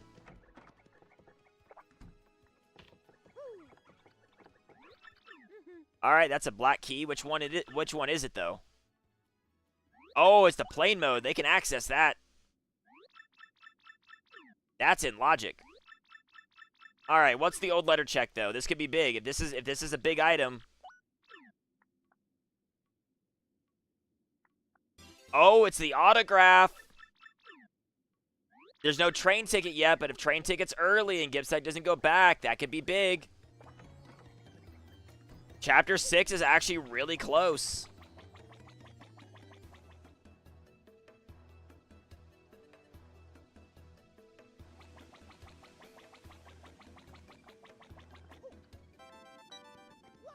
Okay, Maddie's going to set up the wedding ring check and get 2 checks that Gibstack has not set up.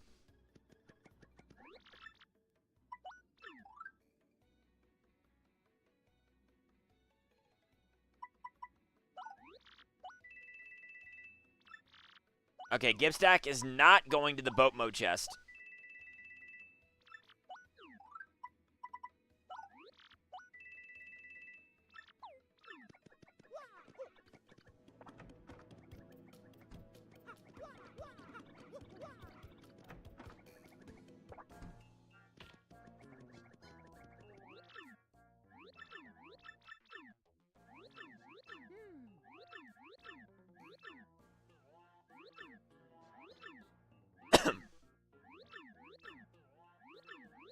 All right, so we're getting the Vivian Spike chest.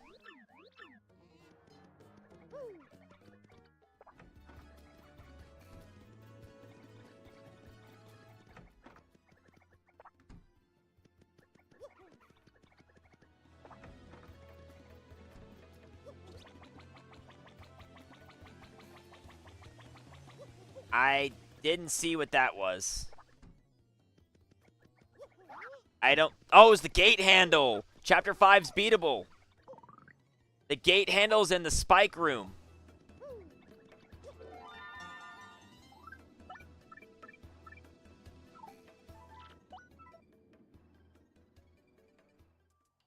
Ah, but...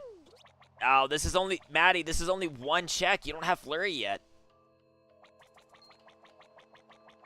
But yeah, that's 2 Crystal Stars in Logic right now. They can finish Chapter 3, and Chapter 5 is beatable as well. They can get to Cortez. Moonstone. Oh, yeah, you got to talk to this guy. Yep. And we also know where plane mode is. Plane mode's at Rogueport Harbor, which means now Hotel Castle's available as well.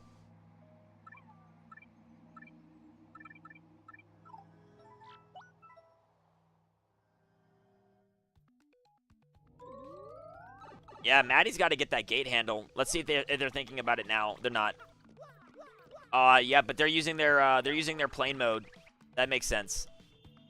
Plane and boat mode here to get more checks that Gibstack hasn't because they don't have plane mode. But Maddie doesn't have the Moonstone that Gibstack's about to have, so they're about to go somewhere just to get a couple checks, then be unable to go into Hooktails. But it looks like Gibstack is... The only interesting thing about this is that Gibstack isn't finishing Chapter 5 right away.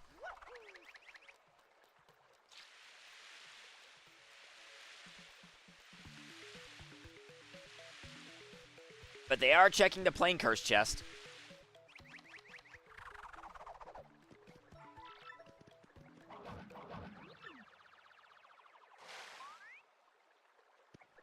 Would be very interesting if this is an Ultra Bootless seed. I mean, because we know where that is. I think Gibstack's still missing one castle key somewhere. So if that's the case, there's only one castle key missing. So Chapter 1 is actually really close to being beatable. Not to mention all the checks in Hooktail Castle. And they have the plane curse key already. Okay, looks like Gibstack is going back for the one check on the moon they missed. I mean, makes sense.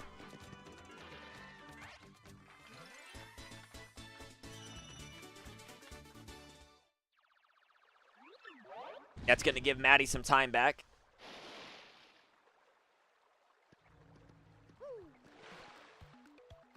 But like I said, it's very interesting. Neither of these runners have just wanted to go ahead and sell all their badges and go ahead and clear out Chapter 3 and be done with it. Especially considering that Yoshi Check, Major League, and Champ's Belt have been in Logic forever.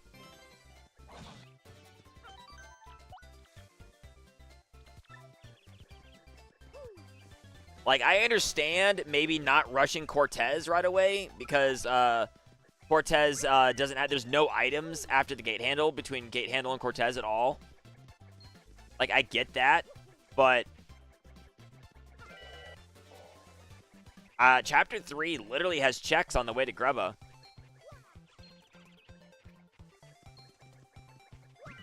And the Ultra Boots are behind plane mode.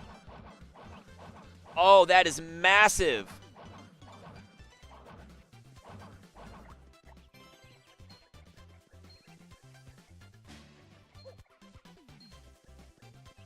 That opens up a lot of new options.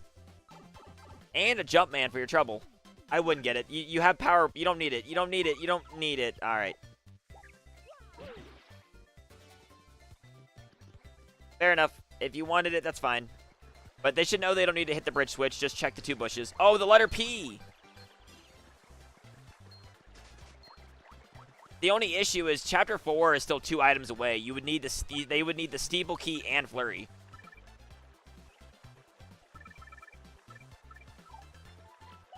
Yeah, there's a lot of Ultra Boot checks, though. And that makes Chapter 6 even closer.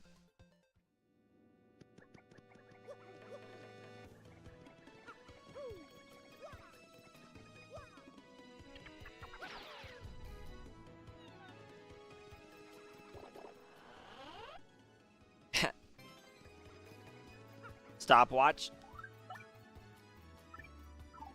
All right, Poshy Heights Ultra Boots check. There's 2 Ultra Boots checks in the sewers as well.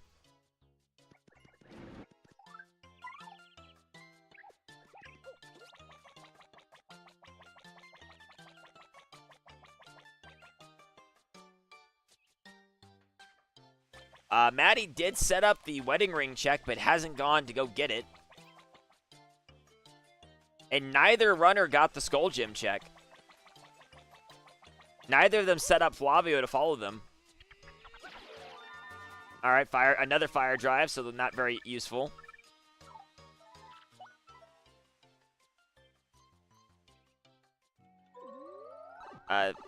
You have the grotto key, not the shop key. Oh, wait, are you wanting... Oh, you're using this to get to West Rogueport Sewer faster. Oh, that's actually smart. I would have gone through the center Rogueport just to get the other check, but I mean, I guess this works too.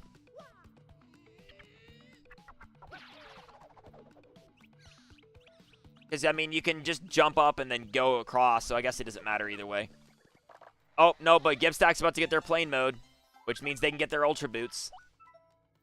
And they can go into Hooktail Castle.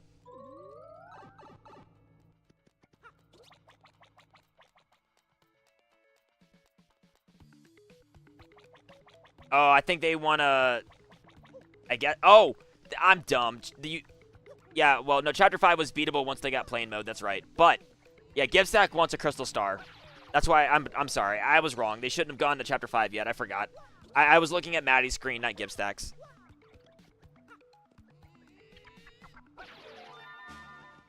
What was that?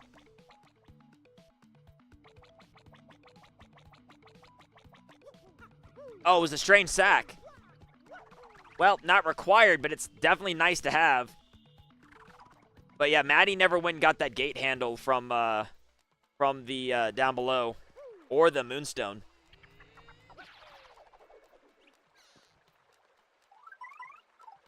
And both are in the sewer right there.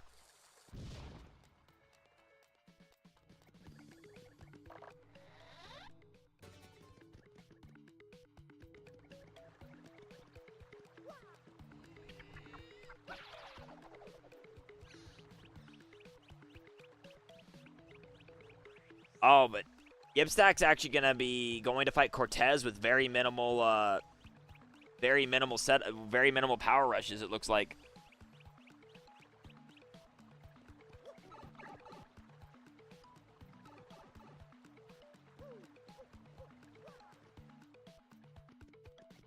Just a coin.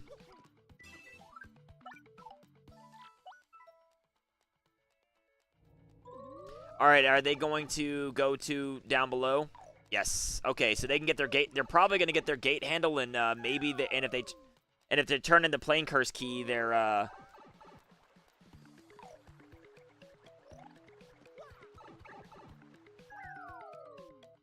if they turn in their plane curse key, maybe they're Moonstone. Oh wait, no, it's not in the plane curse chest. My bad. The Moonstone's right up here. But they didn't go in, they didn't get their gate handle yet. They missed that one.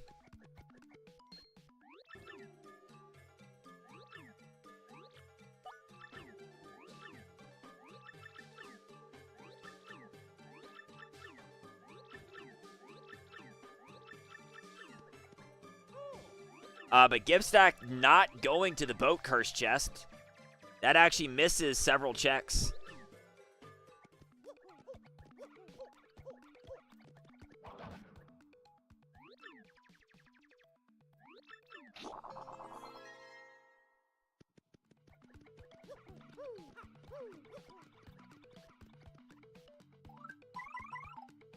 But at least we're going to see the first Crystal Star after about an hour and a half.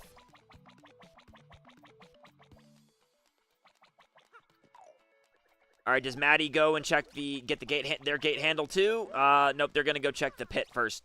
The star piece at the pit and the Shine Sprite. That's also 2 more checks we haven't seen, so that's fine.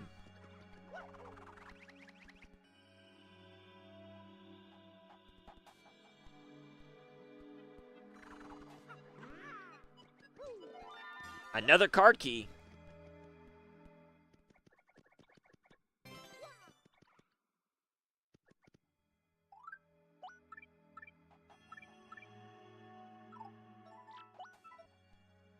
Skipping the gate handle, that's gonna hurt.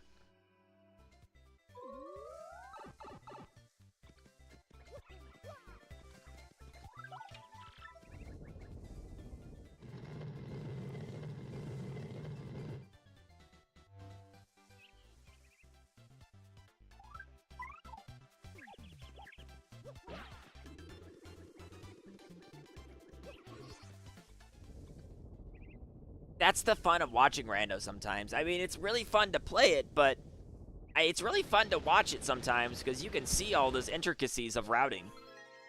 And just see, like, when a runner's just right there by a check, but then they barely miss it.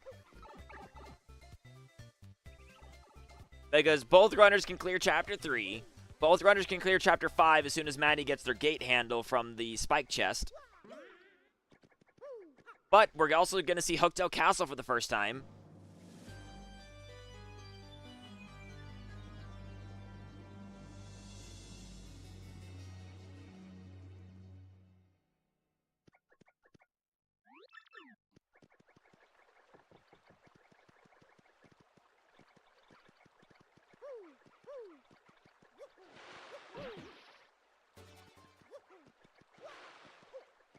One of the worst badges in the game.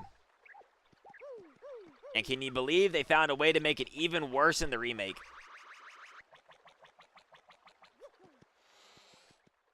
Like, I didn't even know that was possible.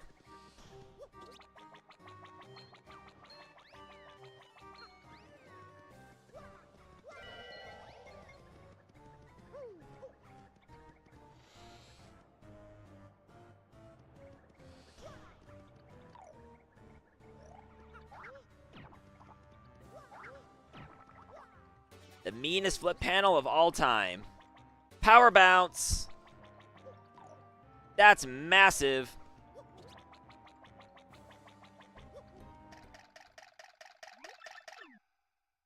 Everybody loves power bounce.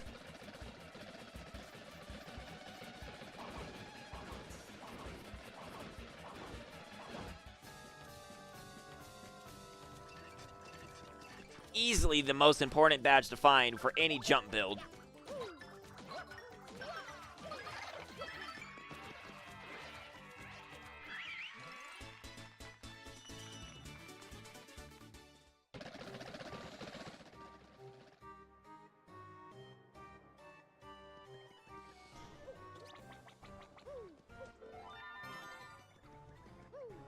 So, Vanilla Shine Sprite. Gibstack has just enough power to one-shot Cortez.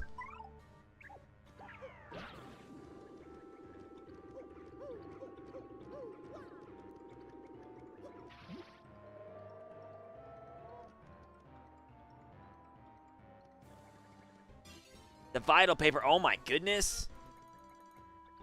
Chapter 6 is like almost beatable.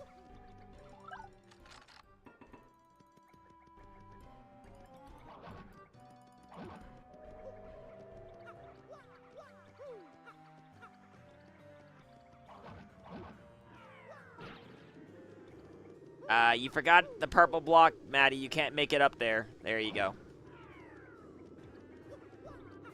All right, Cortez is down. That's going to be the first Crystal Star.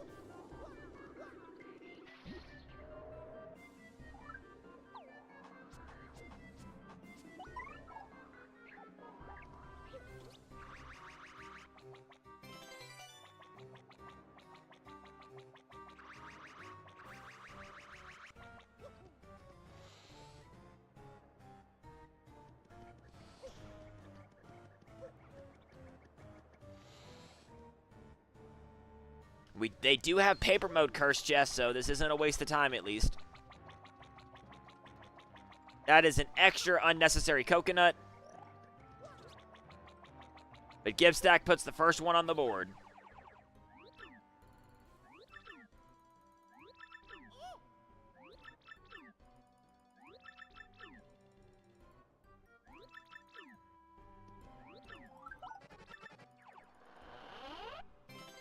Hey, no, life shroom. Never complain about life shrooms. The best, I do believe it's probably faster to warp out of this after getting the up arrow chest. You get the up arrow chest, activate the countdown, and then you can just leave. I think. I'd have to time it, but I think doing the maze in the cutscene is probably slower than it is just warping out and running through a few rooms of the castle.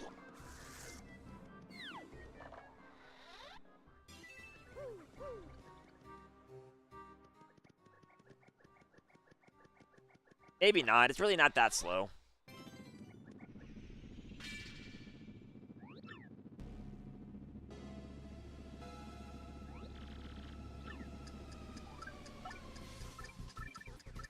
No, you don't want to leave the castle yet. You still have another key. You can go to Miss Mouse. All right.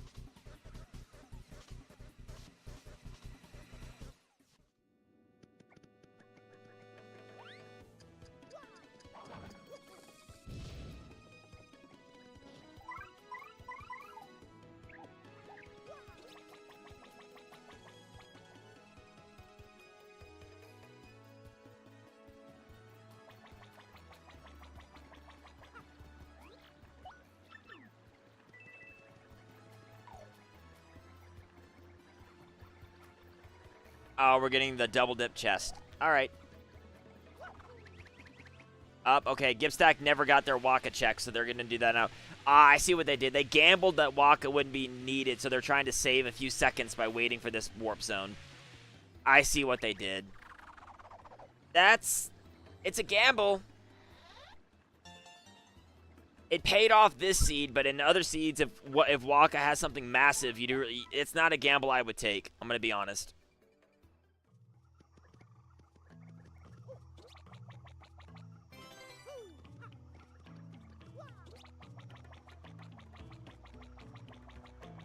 Okay, unless Maddie goes all the way to the boat chest to get something new, there's nothing there there's nothing here for them. They need the gate handle from under Rogueport.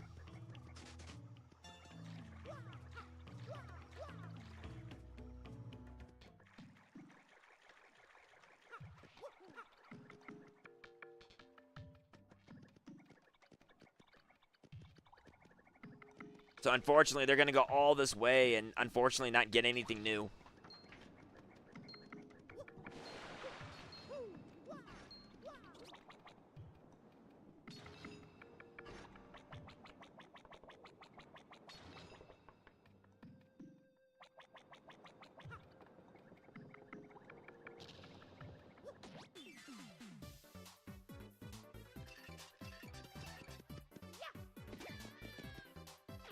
I wish I knew what to do about my computer.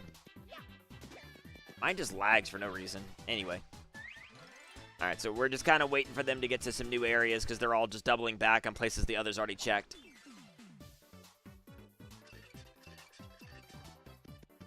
Gibstack, are you... Yep, there we go. We got the Waluigi. There it is.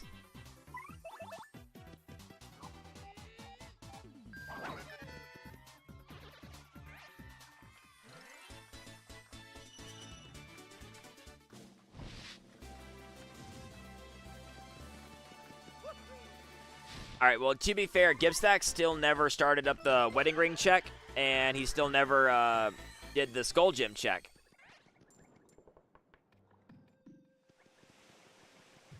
I think he's looking for the wedding ring, but he doesn't know that he didn't talk to Don Piazza. You have to talk to him to initiate it.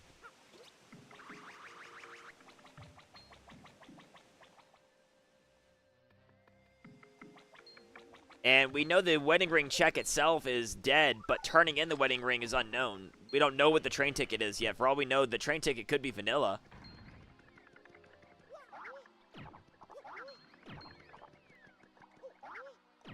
Alright, these I believe are new checks. I don't think Gibstack got any of these checks.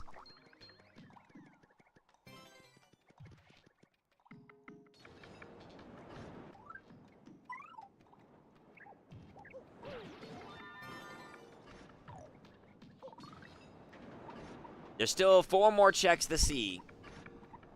Even if you don't have the boat curse key, you can still get 4 checks this way.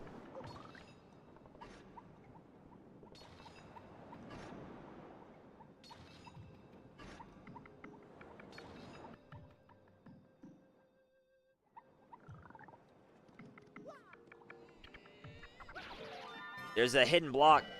It's dead. That's fair.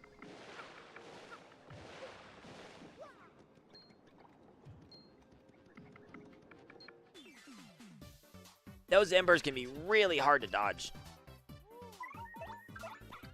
That took too long.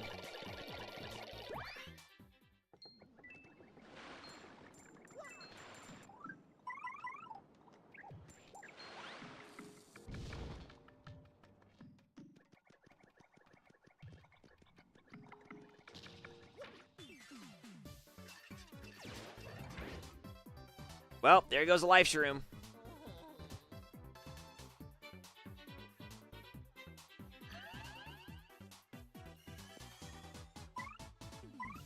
No, you don't want to kill it. You wanted to run to get the iframes to go through the cannon. Oops.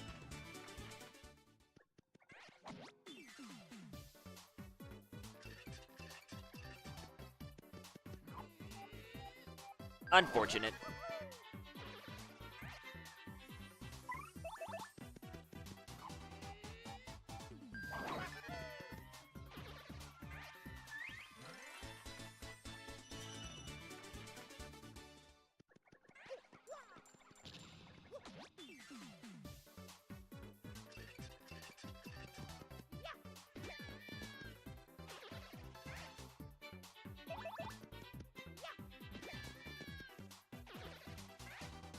All right, what? Gibstack getting his Ultra Boots. I forgot about those, actually.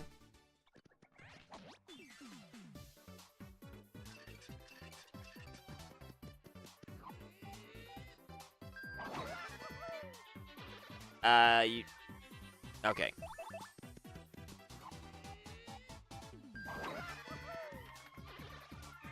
Gibstack's letter P, and you missed a bush, Gibstack. There's another item there. I believe it was dead, but you did miss an item.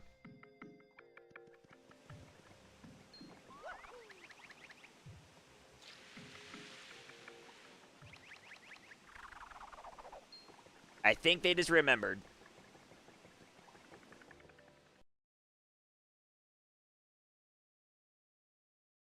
And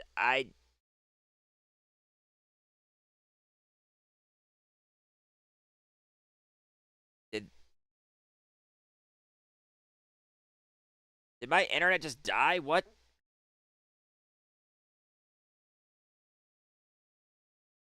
the hell?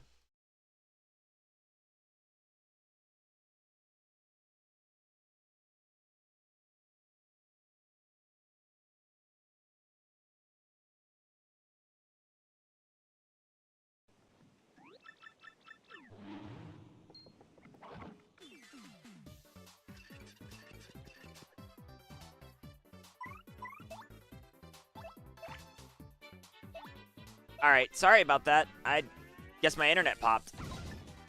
Well, Gibstack found the item that he forgot, and looks like Maddie is just fighting enemies, so we didn't miss anything, luckily.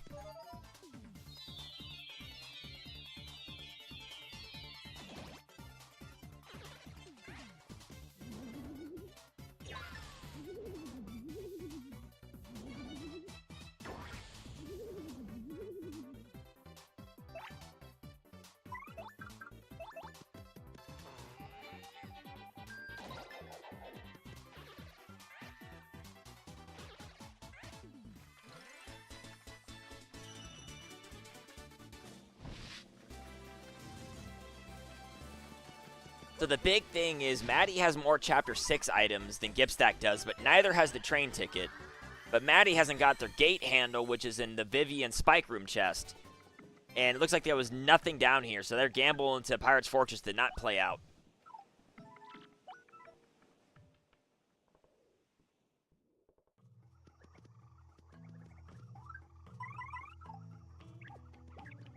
There's nothing here for you because you didn't bring Flavio here yet. Oh, they didn't go to the storage room, so they're warping out to go to the storage room. I mean, I guess that's fair. But we already know that I don't think there's anything important there. Also, Maddie did dip out of Hooktail Castle without going up to see Mouse. So we'll have to see if Gibstack goes all the way up to see Mouse or not.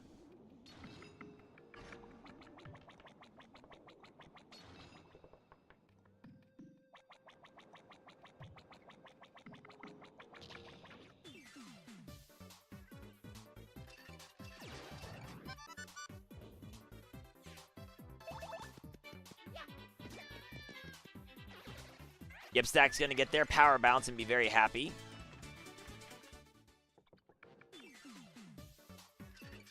Yeah, Maddie again didn't run away from the fight and actually has to run away from the cannons now. There's also a very easy way to skip these cannons using Yoshi, but apparently neither of these runners know that trick.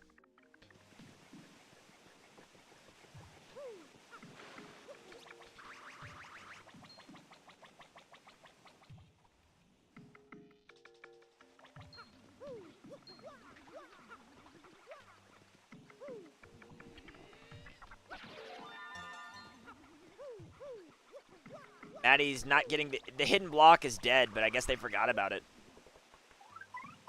Thankfully for them, it's dead.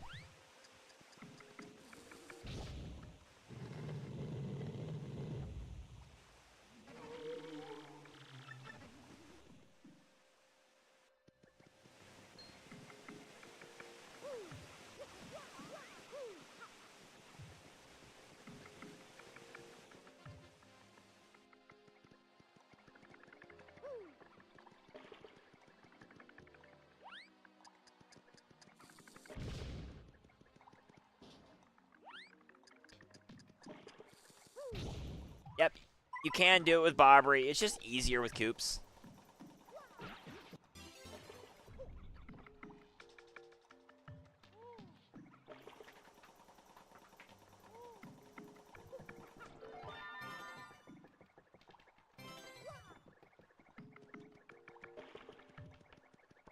Yeah, well, that's all you can do in Grotto, Maddie. I don't know where you're going now. Oh, wait, you forgot about the boat panel check. That's right.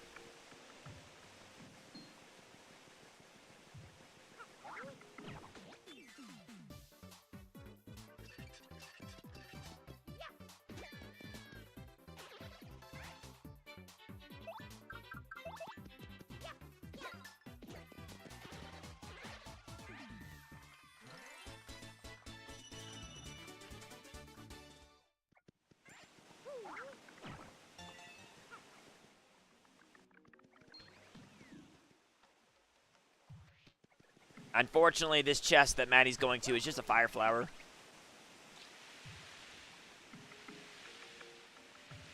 But we do get to see if Gibstack will stay in Hooktail and go through Mal's at least.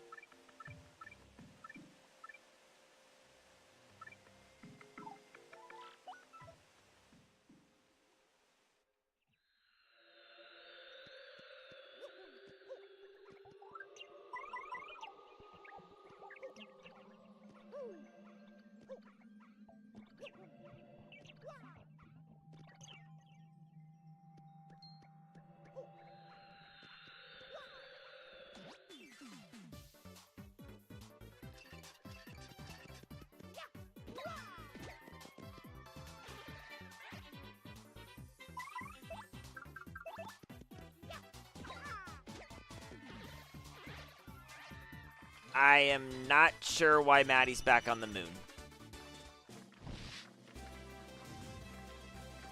Oh, they never went to the base. That's right. Okay, so yeah, there is a third castle key that they'll get from the cog room, but I'm not sure what key Gibstack's missing then. Because, yeah, Maddie does have a key that Gibstack doesn't, and I'm racking my brain for which one it was. Alright, but we are getting new checks here from Gibstack, because Maddie did bail from Hooktail.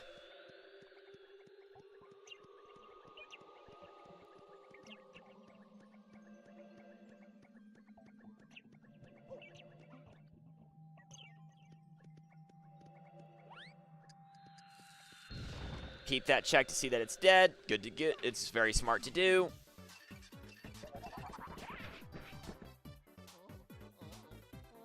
Oh, I hope you have another life shroom.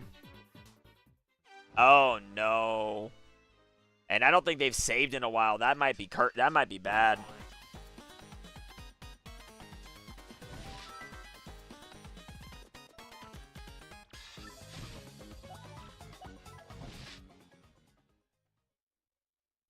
Well, they are 15 minutes. Remember, this is a 15-minute stream delay, but they have not forfeited yet. Okay, they...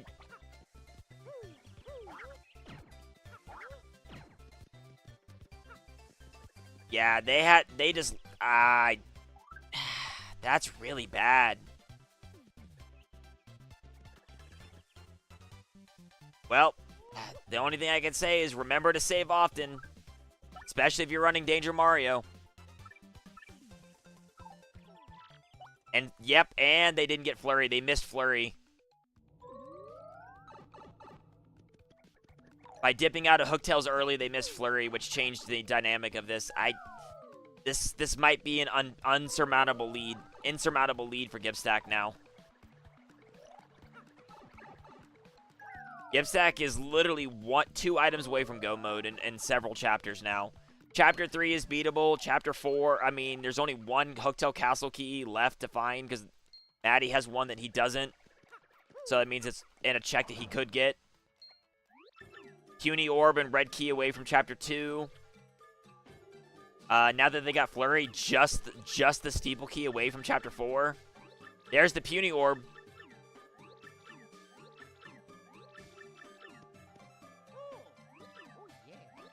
Yeah, they're really close. Yeah, Gibstack's just going straight to Boggly Woods. Gonna do the Flurry's house checks, it looks like, and then going to immediately go into probably the tree. Because yeah, it's just find the blue key and you get all. Find the blue key and you get all, and you get chapter 2. Find the steeple key and you get chapter 4. Which, speaking of which, all of Creepy Steeple's in logic right now too, because of Flurry. I actually would choose to go to Steeple over chapter 2. For several reasons. One, it's definitely faster. 2, I hate punies. They suck.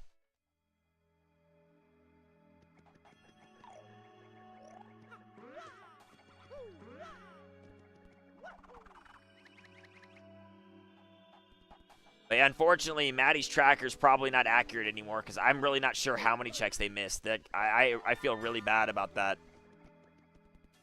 Because unfortunately, when you crash out like that, if you die, your tracker does not update to what you have. So you have to basically go on memory where the good items were.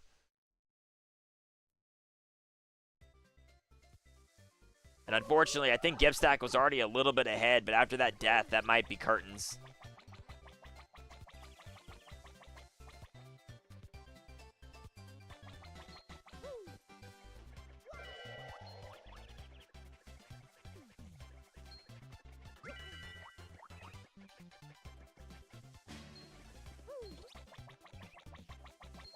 Yeah, they missed the letter P in the bush at the other side over there, by the way. I do know that the letter P is in the bush over there, Maddie. You got to go back and get that, too.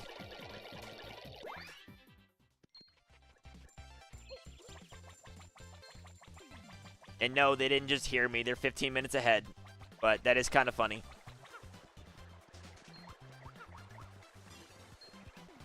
Yeah, unfortunately, when something like that happens, you have to just make the hardest of gambles at this point. Like, honestly, I would just go to chapter 3. Like, they still don't have the gate handle, so they can't finish chapter 5 anyway.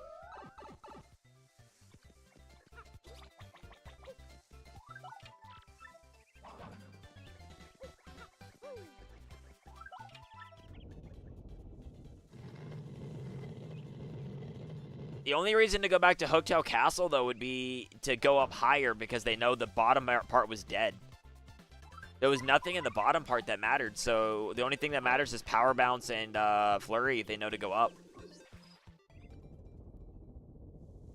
Alright, so it looks like Gibstack's going to be checking out the tree. He opted to not fight the Shadow Sirens, which I get. It's just only one check.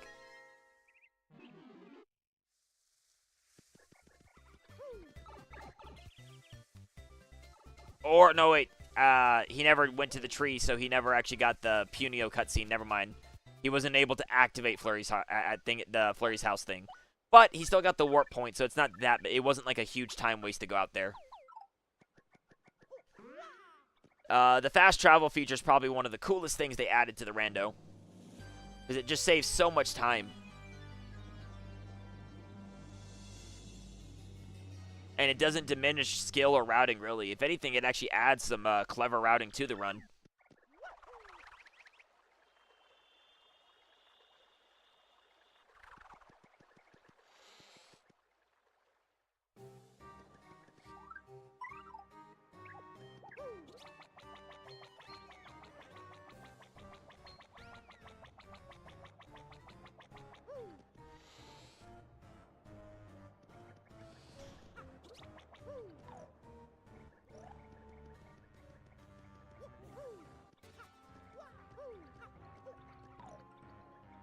The only thing I can say is I think if Maddie was paying attention, they just ignore going to the right entirely.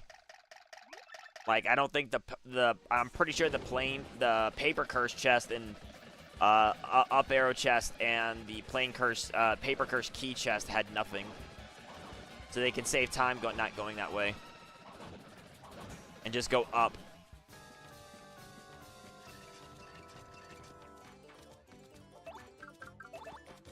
Money! That's actually really easy. Okay, so now they have plenty of money for Grubba. Even without badges, they can just sell both their gold bars. Easy. Another black key. Oh, that's for the boat curse, though. Gibstack never went there, but I mean, like I said, he's one item away from go mode for 2 different chapters.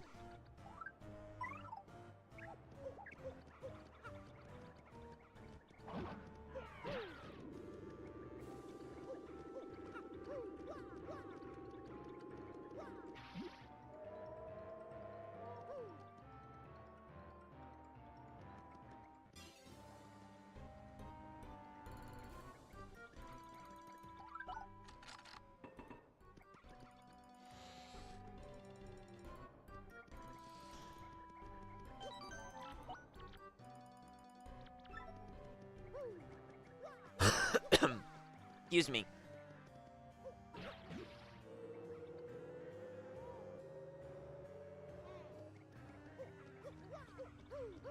You know, I just realized that that thing at the bottom was for putting in crystal stars on the layout. Oops.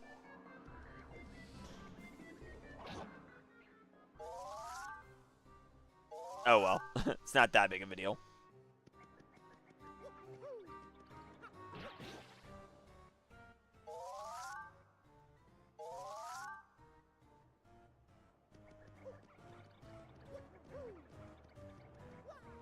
Yeah, like I said, it'd be really nice in the future if we can like get like a tracker of sorts of the key items below the stars in that grassy area for each person, and then we just have to have a person track whenever key items are found.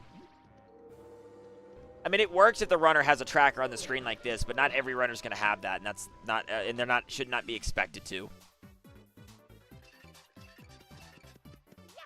That's the station key. Wow. I mean, I know the autograph was behind a slower check. I'm struggling to remember. The old letter check had the autograph, but without the train ticket, it's pointless. But if we find the train ticket, that's also 1 item away from go mode 2. Which I'm actually really surprised. Like, the train ticket's got to be, like, on Major League or something, which is, like, I'm really surprised the runners that have not just cleared Chapter 3 at this point. Like, I get Chapter 3 kind of sucks, but like, it's super in logic and a lot of checks. And Gibstack did not warp out of the tree. It's actually faster to warp out of the tree.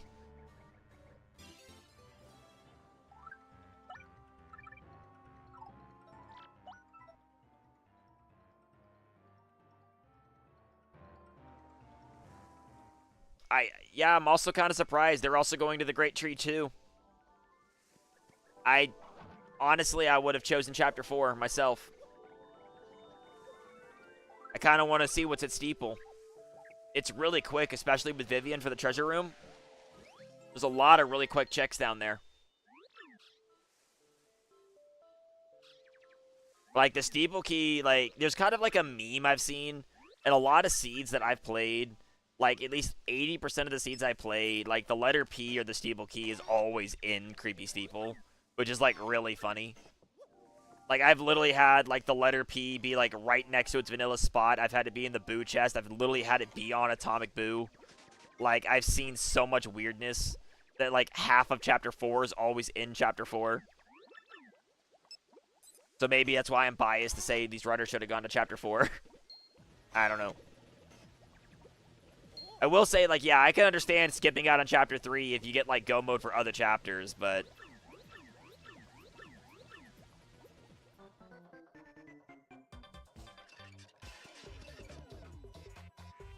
I'm going to be completely real. In Randomizer, I just killed that dude. I understand if you're going for a world record speed run, you want to do the lure and never get into a battle. I get that. But in Randomizer, I would just take the slight time loss and kill the dude. I'm going to be completely real.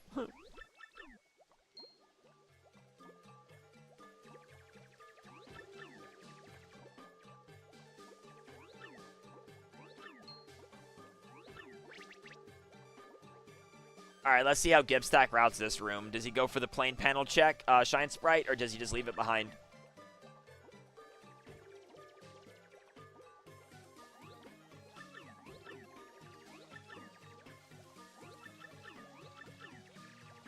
Well, he lost all the punies.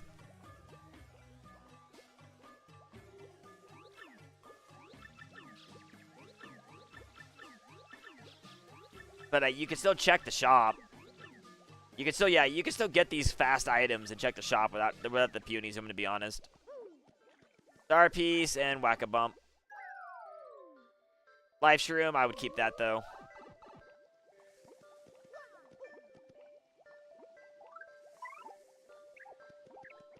All right, shop time. What do we got?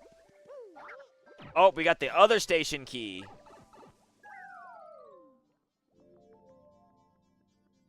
That's it. All right. We don't have the train ticket. We literally have found every single Chapter 6 item except for the station key. Except for the train ticket itself. That is impressive. That is very impressive.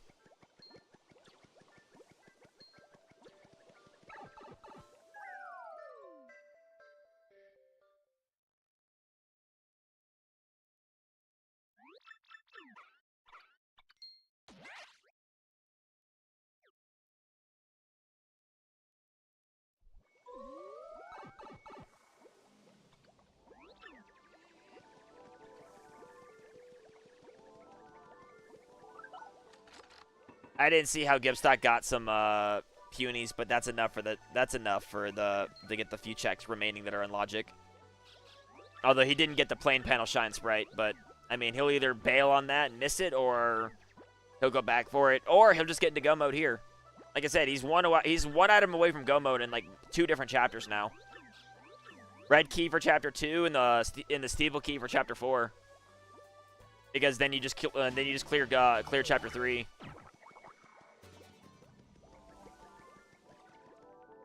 Which it's weird. Like these runners have been avoiding chapter 3 like the plague. Sun, Moon, Puny Star. It's Sun, Moon, Puny Star. He overhit it.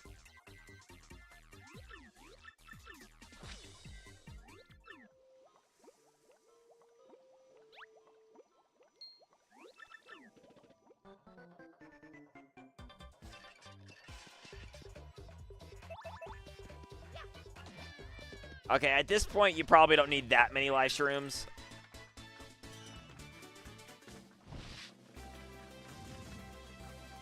All right, 3 checks to get. What do we got?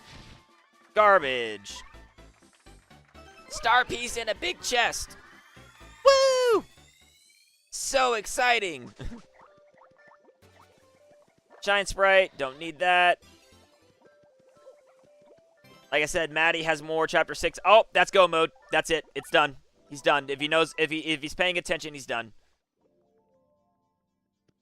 Gibstack, you're in go mode. You're done.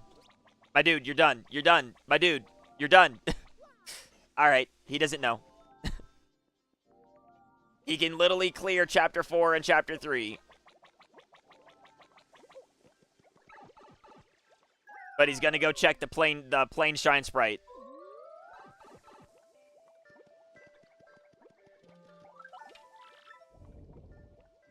Maddie took an unfortunate death and is pretty far behind. So, I mean, Gibstack not realizing he's in go mode is just only good for her.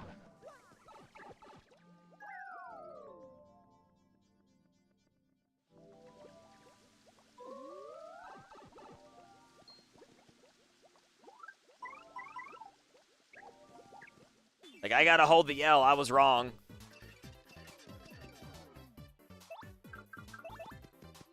Okay, so like I said, even if you don't like Chapter 3, the fact that you could just go mode straight to Dupless and kill him, although you haven't bought more power rushes, Gibstack, so this fight's not going to go that quickly. Alright. Just saying, like, both runners have, like, not sold a mod of items, and they have not bought a lot of power rushes.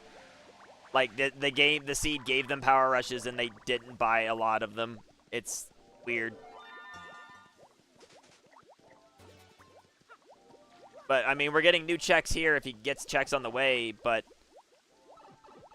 Like, even if I found the red key, I would do Chapter 3 over Chapter 2 and dealing with the punies. I don't like the punies at all. Chapter 3, like, yeah, it's like, I don't understand. He's like, he doesn't know he can do Chapter 3, or he just really hates Chapter 3, I guess. And so he's like praying he finds another chapter's item instead. That's the only thing I could think of. But like, Chapter 3 is not that bad when you just bribe Grubba. Surely he knows you can bribe Grubba, right? Right? Like, that's not like a hidden feature. It was in all the patch notes.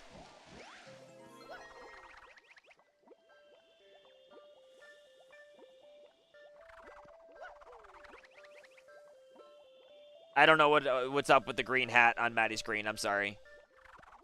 Dolphin's being weird texture-y.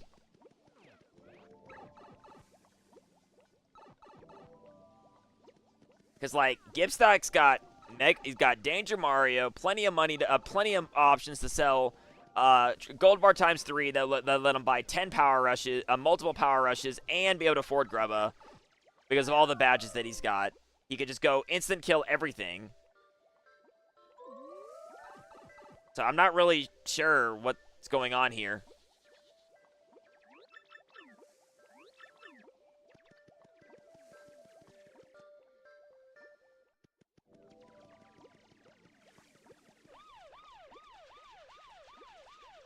Because, like, the thing is, Maddie's behind, but if she realizes she's in go mode right away, and if Gibstack does not do Chapter 3 immediately after this and keeps doing checks, and Maddie just beelines it, like, she could make a comeback. I mean, she still needs to do Chapter 5, which requires the gate handle that's in the spike trap room. But it's like, nothing's impossible if Gibstack keeps doing checks like this.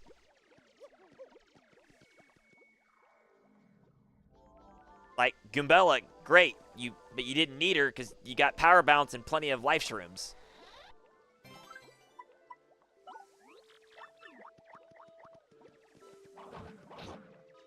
Yeah, like, Gibstack's just not going straight to Dupless. He's actually doing all these checks instead.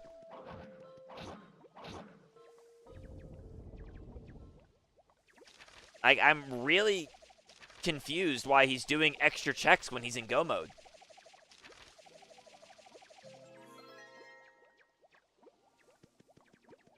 Okay, well, now he's in extra go mode. He can not do Chapter 3 now, I guess.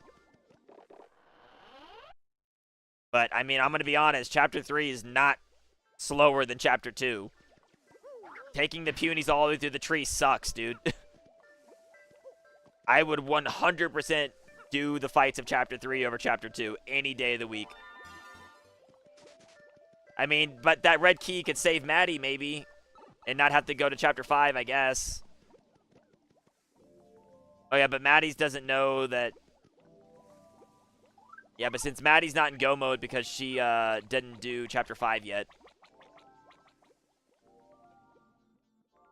Okay, so now Gibstack knows he's in go mode. He's skipping checks now. All right. Okay, so he just was refusing. Okay, so he was just refusing to do Chapter 3. That's what we were doing. He was just refusing to do Chapter 3. Well, that's not going to cost him the race. I'm pretty sure his lead's not catchable now that he knows he's in go mode. But he got lucky then that he got the red key because he really didn't want to do Chapter 3, I guess.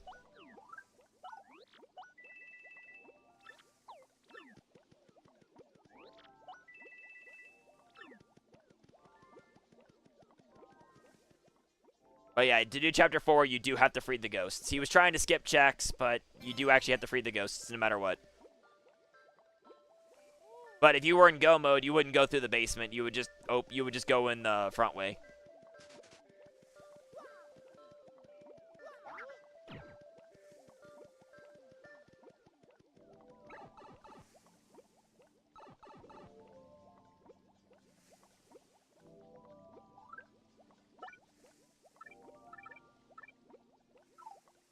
So basically, Maddie's gonna do the same thing Gibstack did and get a lot of checks, but then is going to get bailed out by the red key. So then they're going to do Chapter 4, 2, and then 3. But unfortunately, because they never did 5, they're too far behind to catch up to Gibstack, unfortunately. A large part is because they did have that unfortunate death on the moon and got a game over.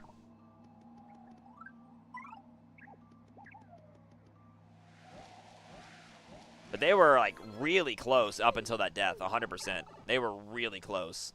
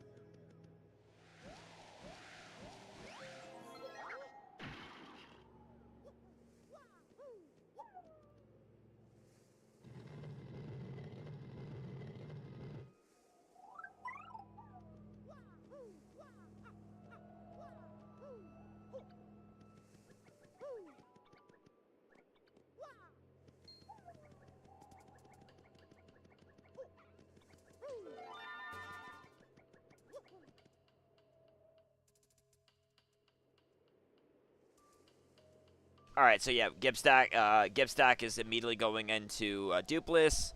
Maddie's gonna go into the basement, find the red key, and then be in their go mode. And yeah, they learned their lesson. They don't have enough life streams. So yeah, the only time to not save in this game is if you have a ton of life streams. But, like, I do want to point out that for people that don't know, this is a double elimination bracket. So Maddie will not be out, so they will be able to learn from this and easily have a good chance to climb back up through losers.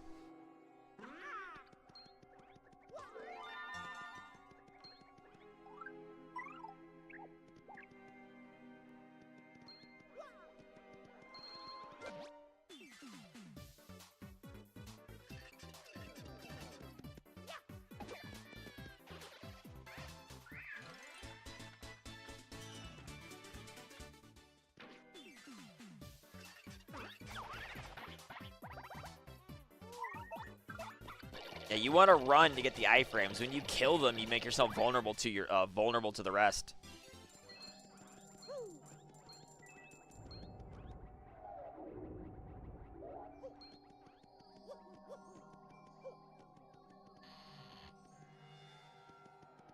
All right, there's their red key. Now they're in go mode. Now they think they're in go mode.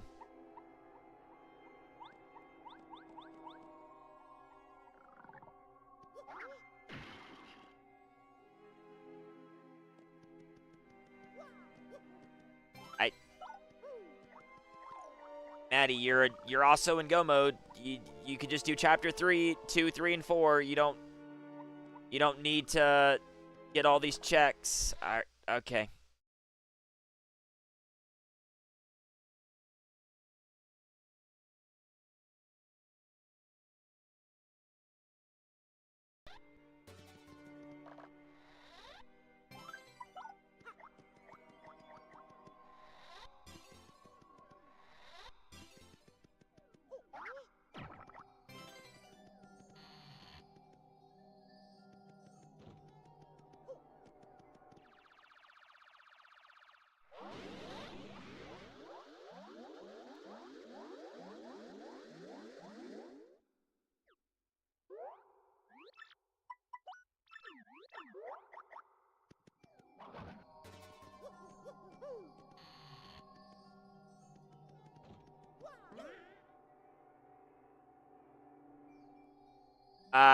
Gibstack doesn't know you don't actually need to talk to Vivian. I don't think his lead can be caught, but you can actually just immediately do the letter P with Dupless. You don't actually ever have to talk to Vivian at all. This is not required. Just food for future runners if you're watching this. You don't actually have to do this.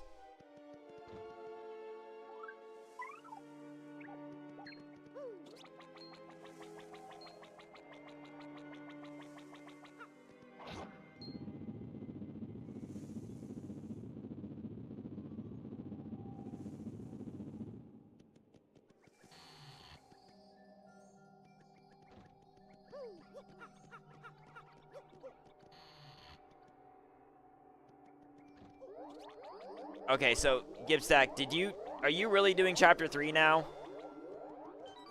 Oh, that was the castle key they missed the entire time, but they don't have the 4th one. If you actually do chapter 3 after doing all those checks in chapter 4, I'm gonna be like really annoyed.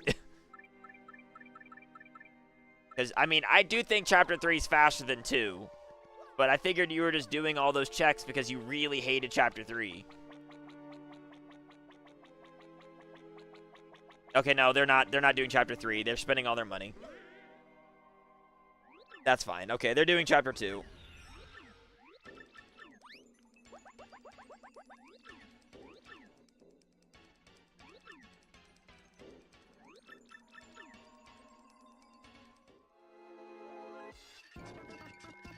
I'm not hosting it, I'm restreaming it.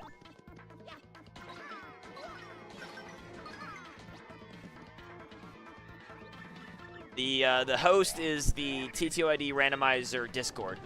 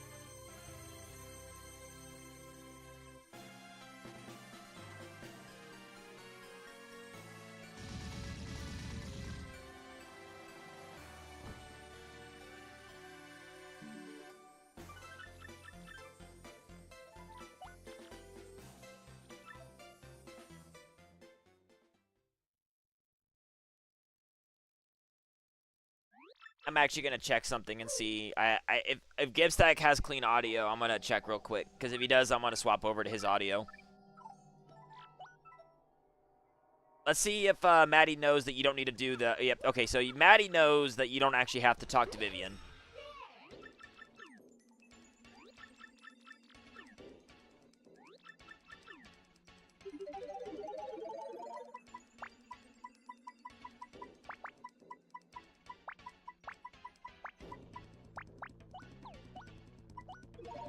All right, I think Gibstack's audio's clean. I'm gonna swap the audios over.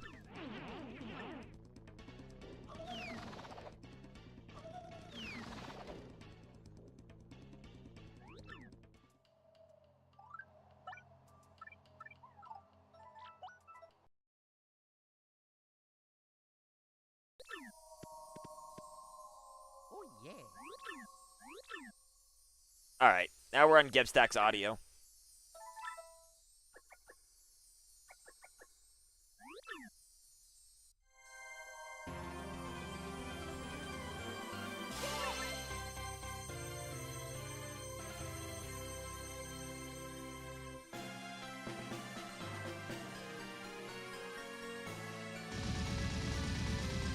Alright, so, yep, that's 2 Crystal Stars for Gibstack. He's in Go mode for the 3rd. Maddie's also in Go mode, but is yet to get their 1st. So, unfortunately, they are just, like, Gibstack would have to die a lot, or his game would have to crash at this point, which would be, I don't wish that on anybody. Okay, yeah, so Gibstack just really hated Chapter 3.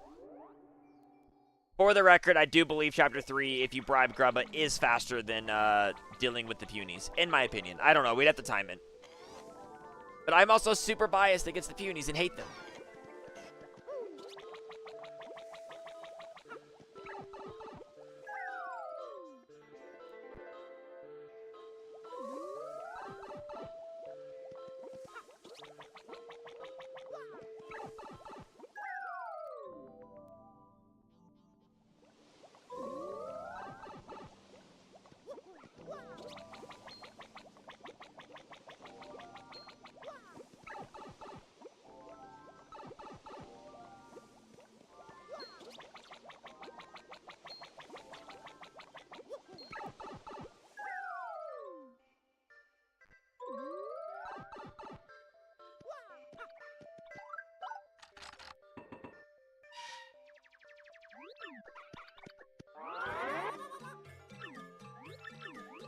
Alright, so yep, that's the first Crystal Star for Maddie.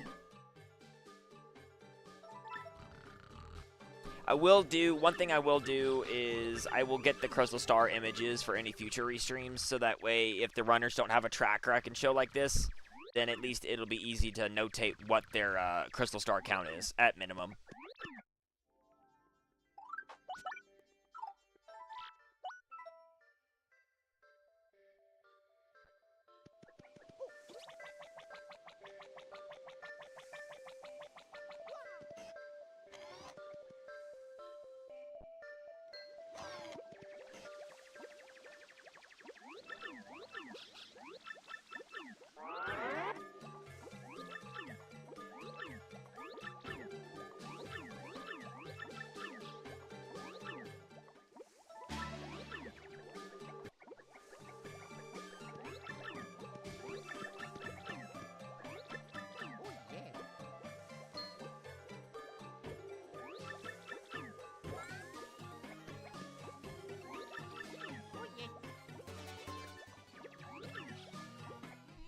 Alright, so I don't really have much to say because Gibstack is in go mode, and they're both runners are in go mode. Maddie's just going to clear Chapter 3.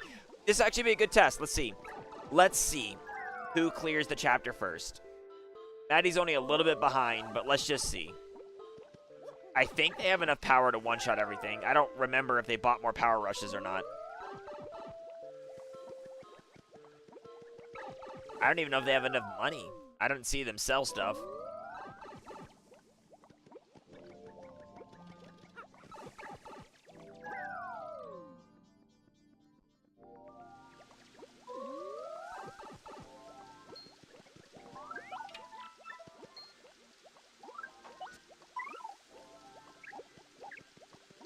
Oh yeah, they got plenty of money, but so the real question is, do they have the power? Also, watch the train ticket just be on Major League. I'm serious, like watch it just be on the Yoshi check or something. Or Champ's belt, and it's like, it was just there the whole time. Or the last castle key. That would be really funny. Natty never got the one from the moon, but they would have if they didn't die on the moon, because they were headed there. So if like the 4th castle key was here, the sea could have been even faster if they just did Chapter 3 right away.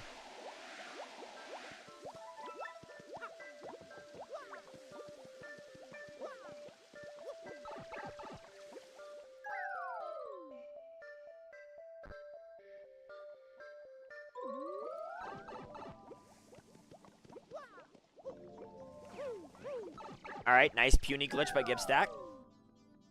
Skips ahead from there.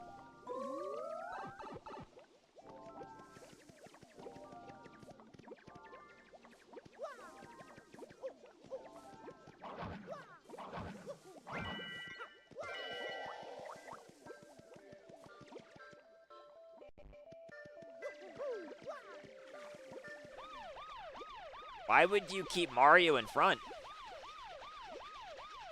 Like, if you don't super guard them, they're going to kill you. Okay, now you're fine. Wow, double lucky. 25% chance twice. 1 out of 16. Nice. I think they only have one close call equipped. But yeah, we're kind of getting like a live playthrough of which chapter's faster, basically.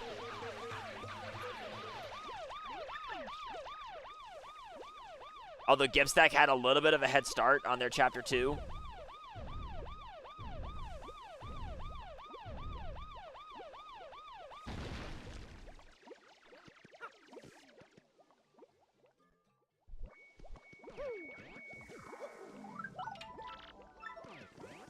Yeah, you don't need to do that.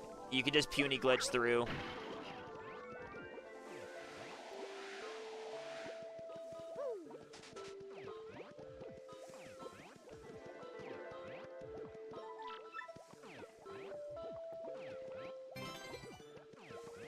Why are you checking items, Gibstack? You're in go mode, my man. You go through that way. Okay. I'm really not sure why you're checking checks when you're in full-on go mode, but okay.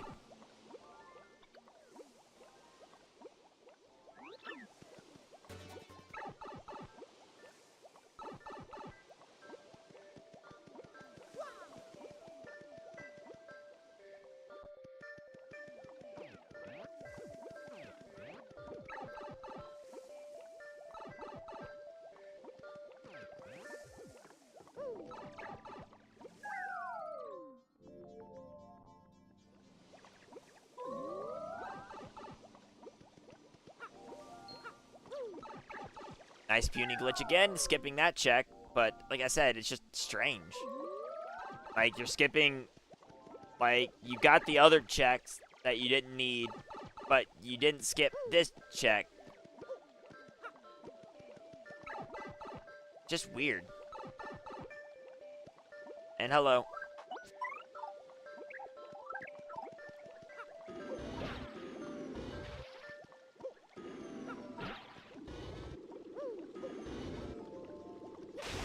Pretty good. We're just restreaming the end of this first race.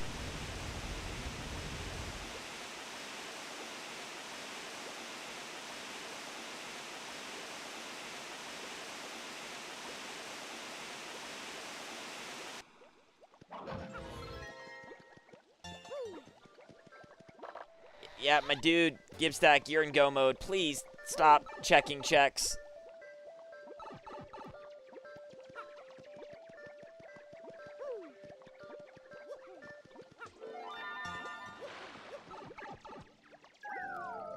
I don't know why he's doing this.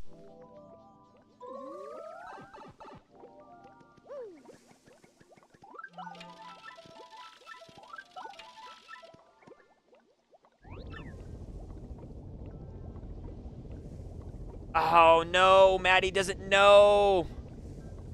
Maddie doesn't know about the, okay, so I got a lesson for everybody, alright? When you do Chapter 3, do not fight Rock Hawk from the Major League Locker. Please go to the Minor League Locker. If you do that, you will skip this entire 2.5-minute cutscene. Like, she would already be fighting Rock Hawk right now.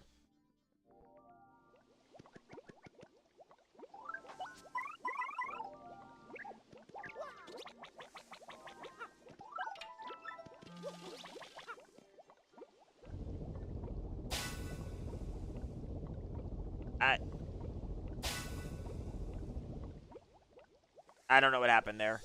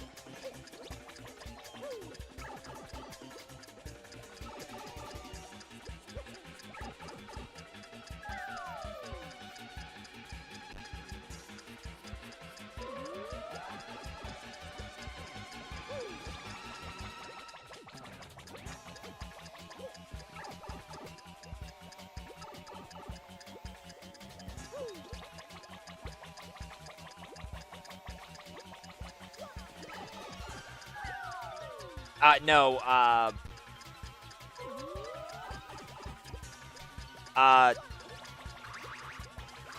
think their stream died early.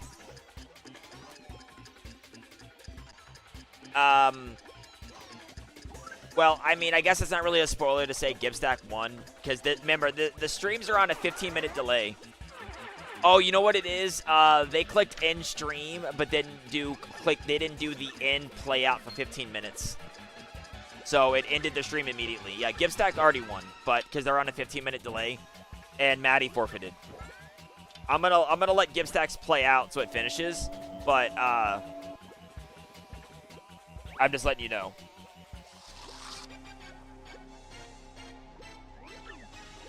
Yeah, it's just I'll have to tell the runners that if you end stream, that's fine to end stream, but you have to click like continue playing it out. Like Gibstack already ended their stream, but they clicked continue playing it out so everyone can see the end of the seed. But like it was a really close race. Maddie unfortunately took a death and lost a lot of progress, which made it basically impossible for them to catch back up. They also missed a key check that Gibstack got, but like there was options for them. Like it was definitely not over. It was a very interesting seed, that's for sure.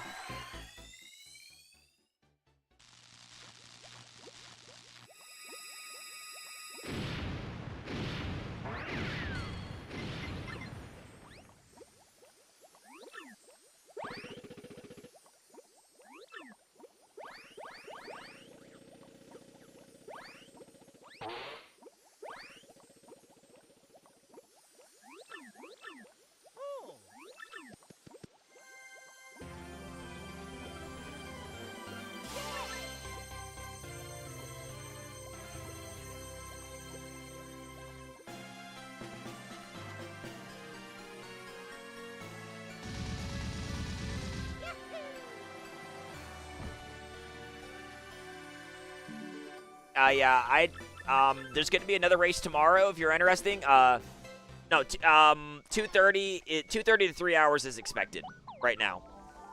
So it's not that bad. It's gotten a lot better because we're doing 3 crystal stars. This is actually the first restream match. I'm going to be doing another one tomorrow. I'm going to try to restream if I can. Just commentating it as silver. No biggie.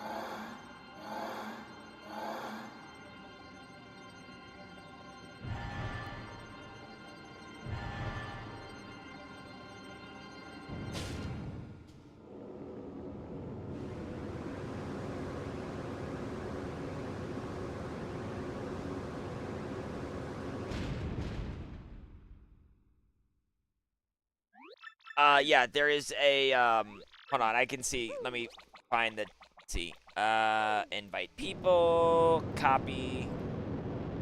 I need to make this a command. Here's that. I'm gonna make a command for it real quick, though.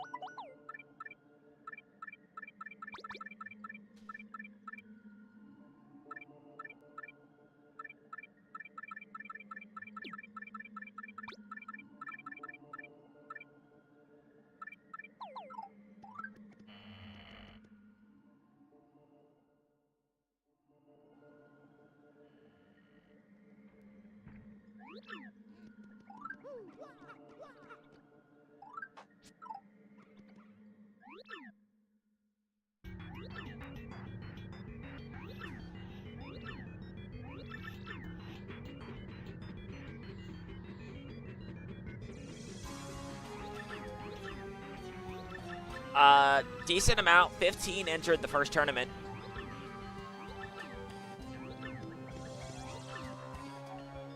So, we are finishing up. We're letting Gibstack finish up his seed, and then we're going to go and call it quits. So that way there's a nice clean VOD.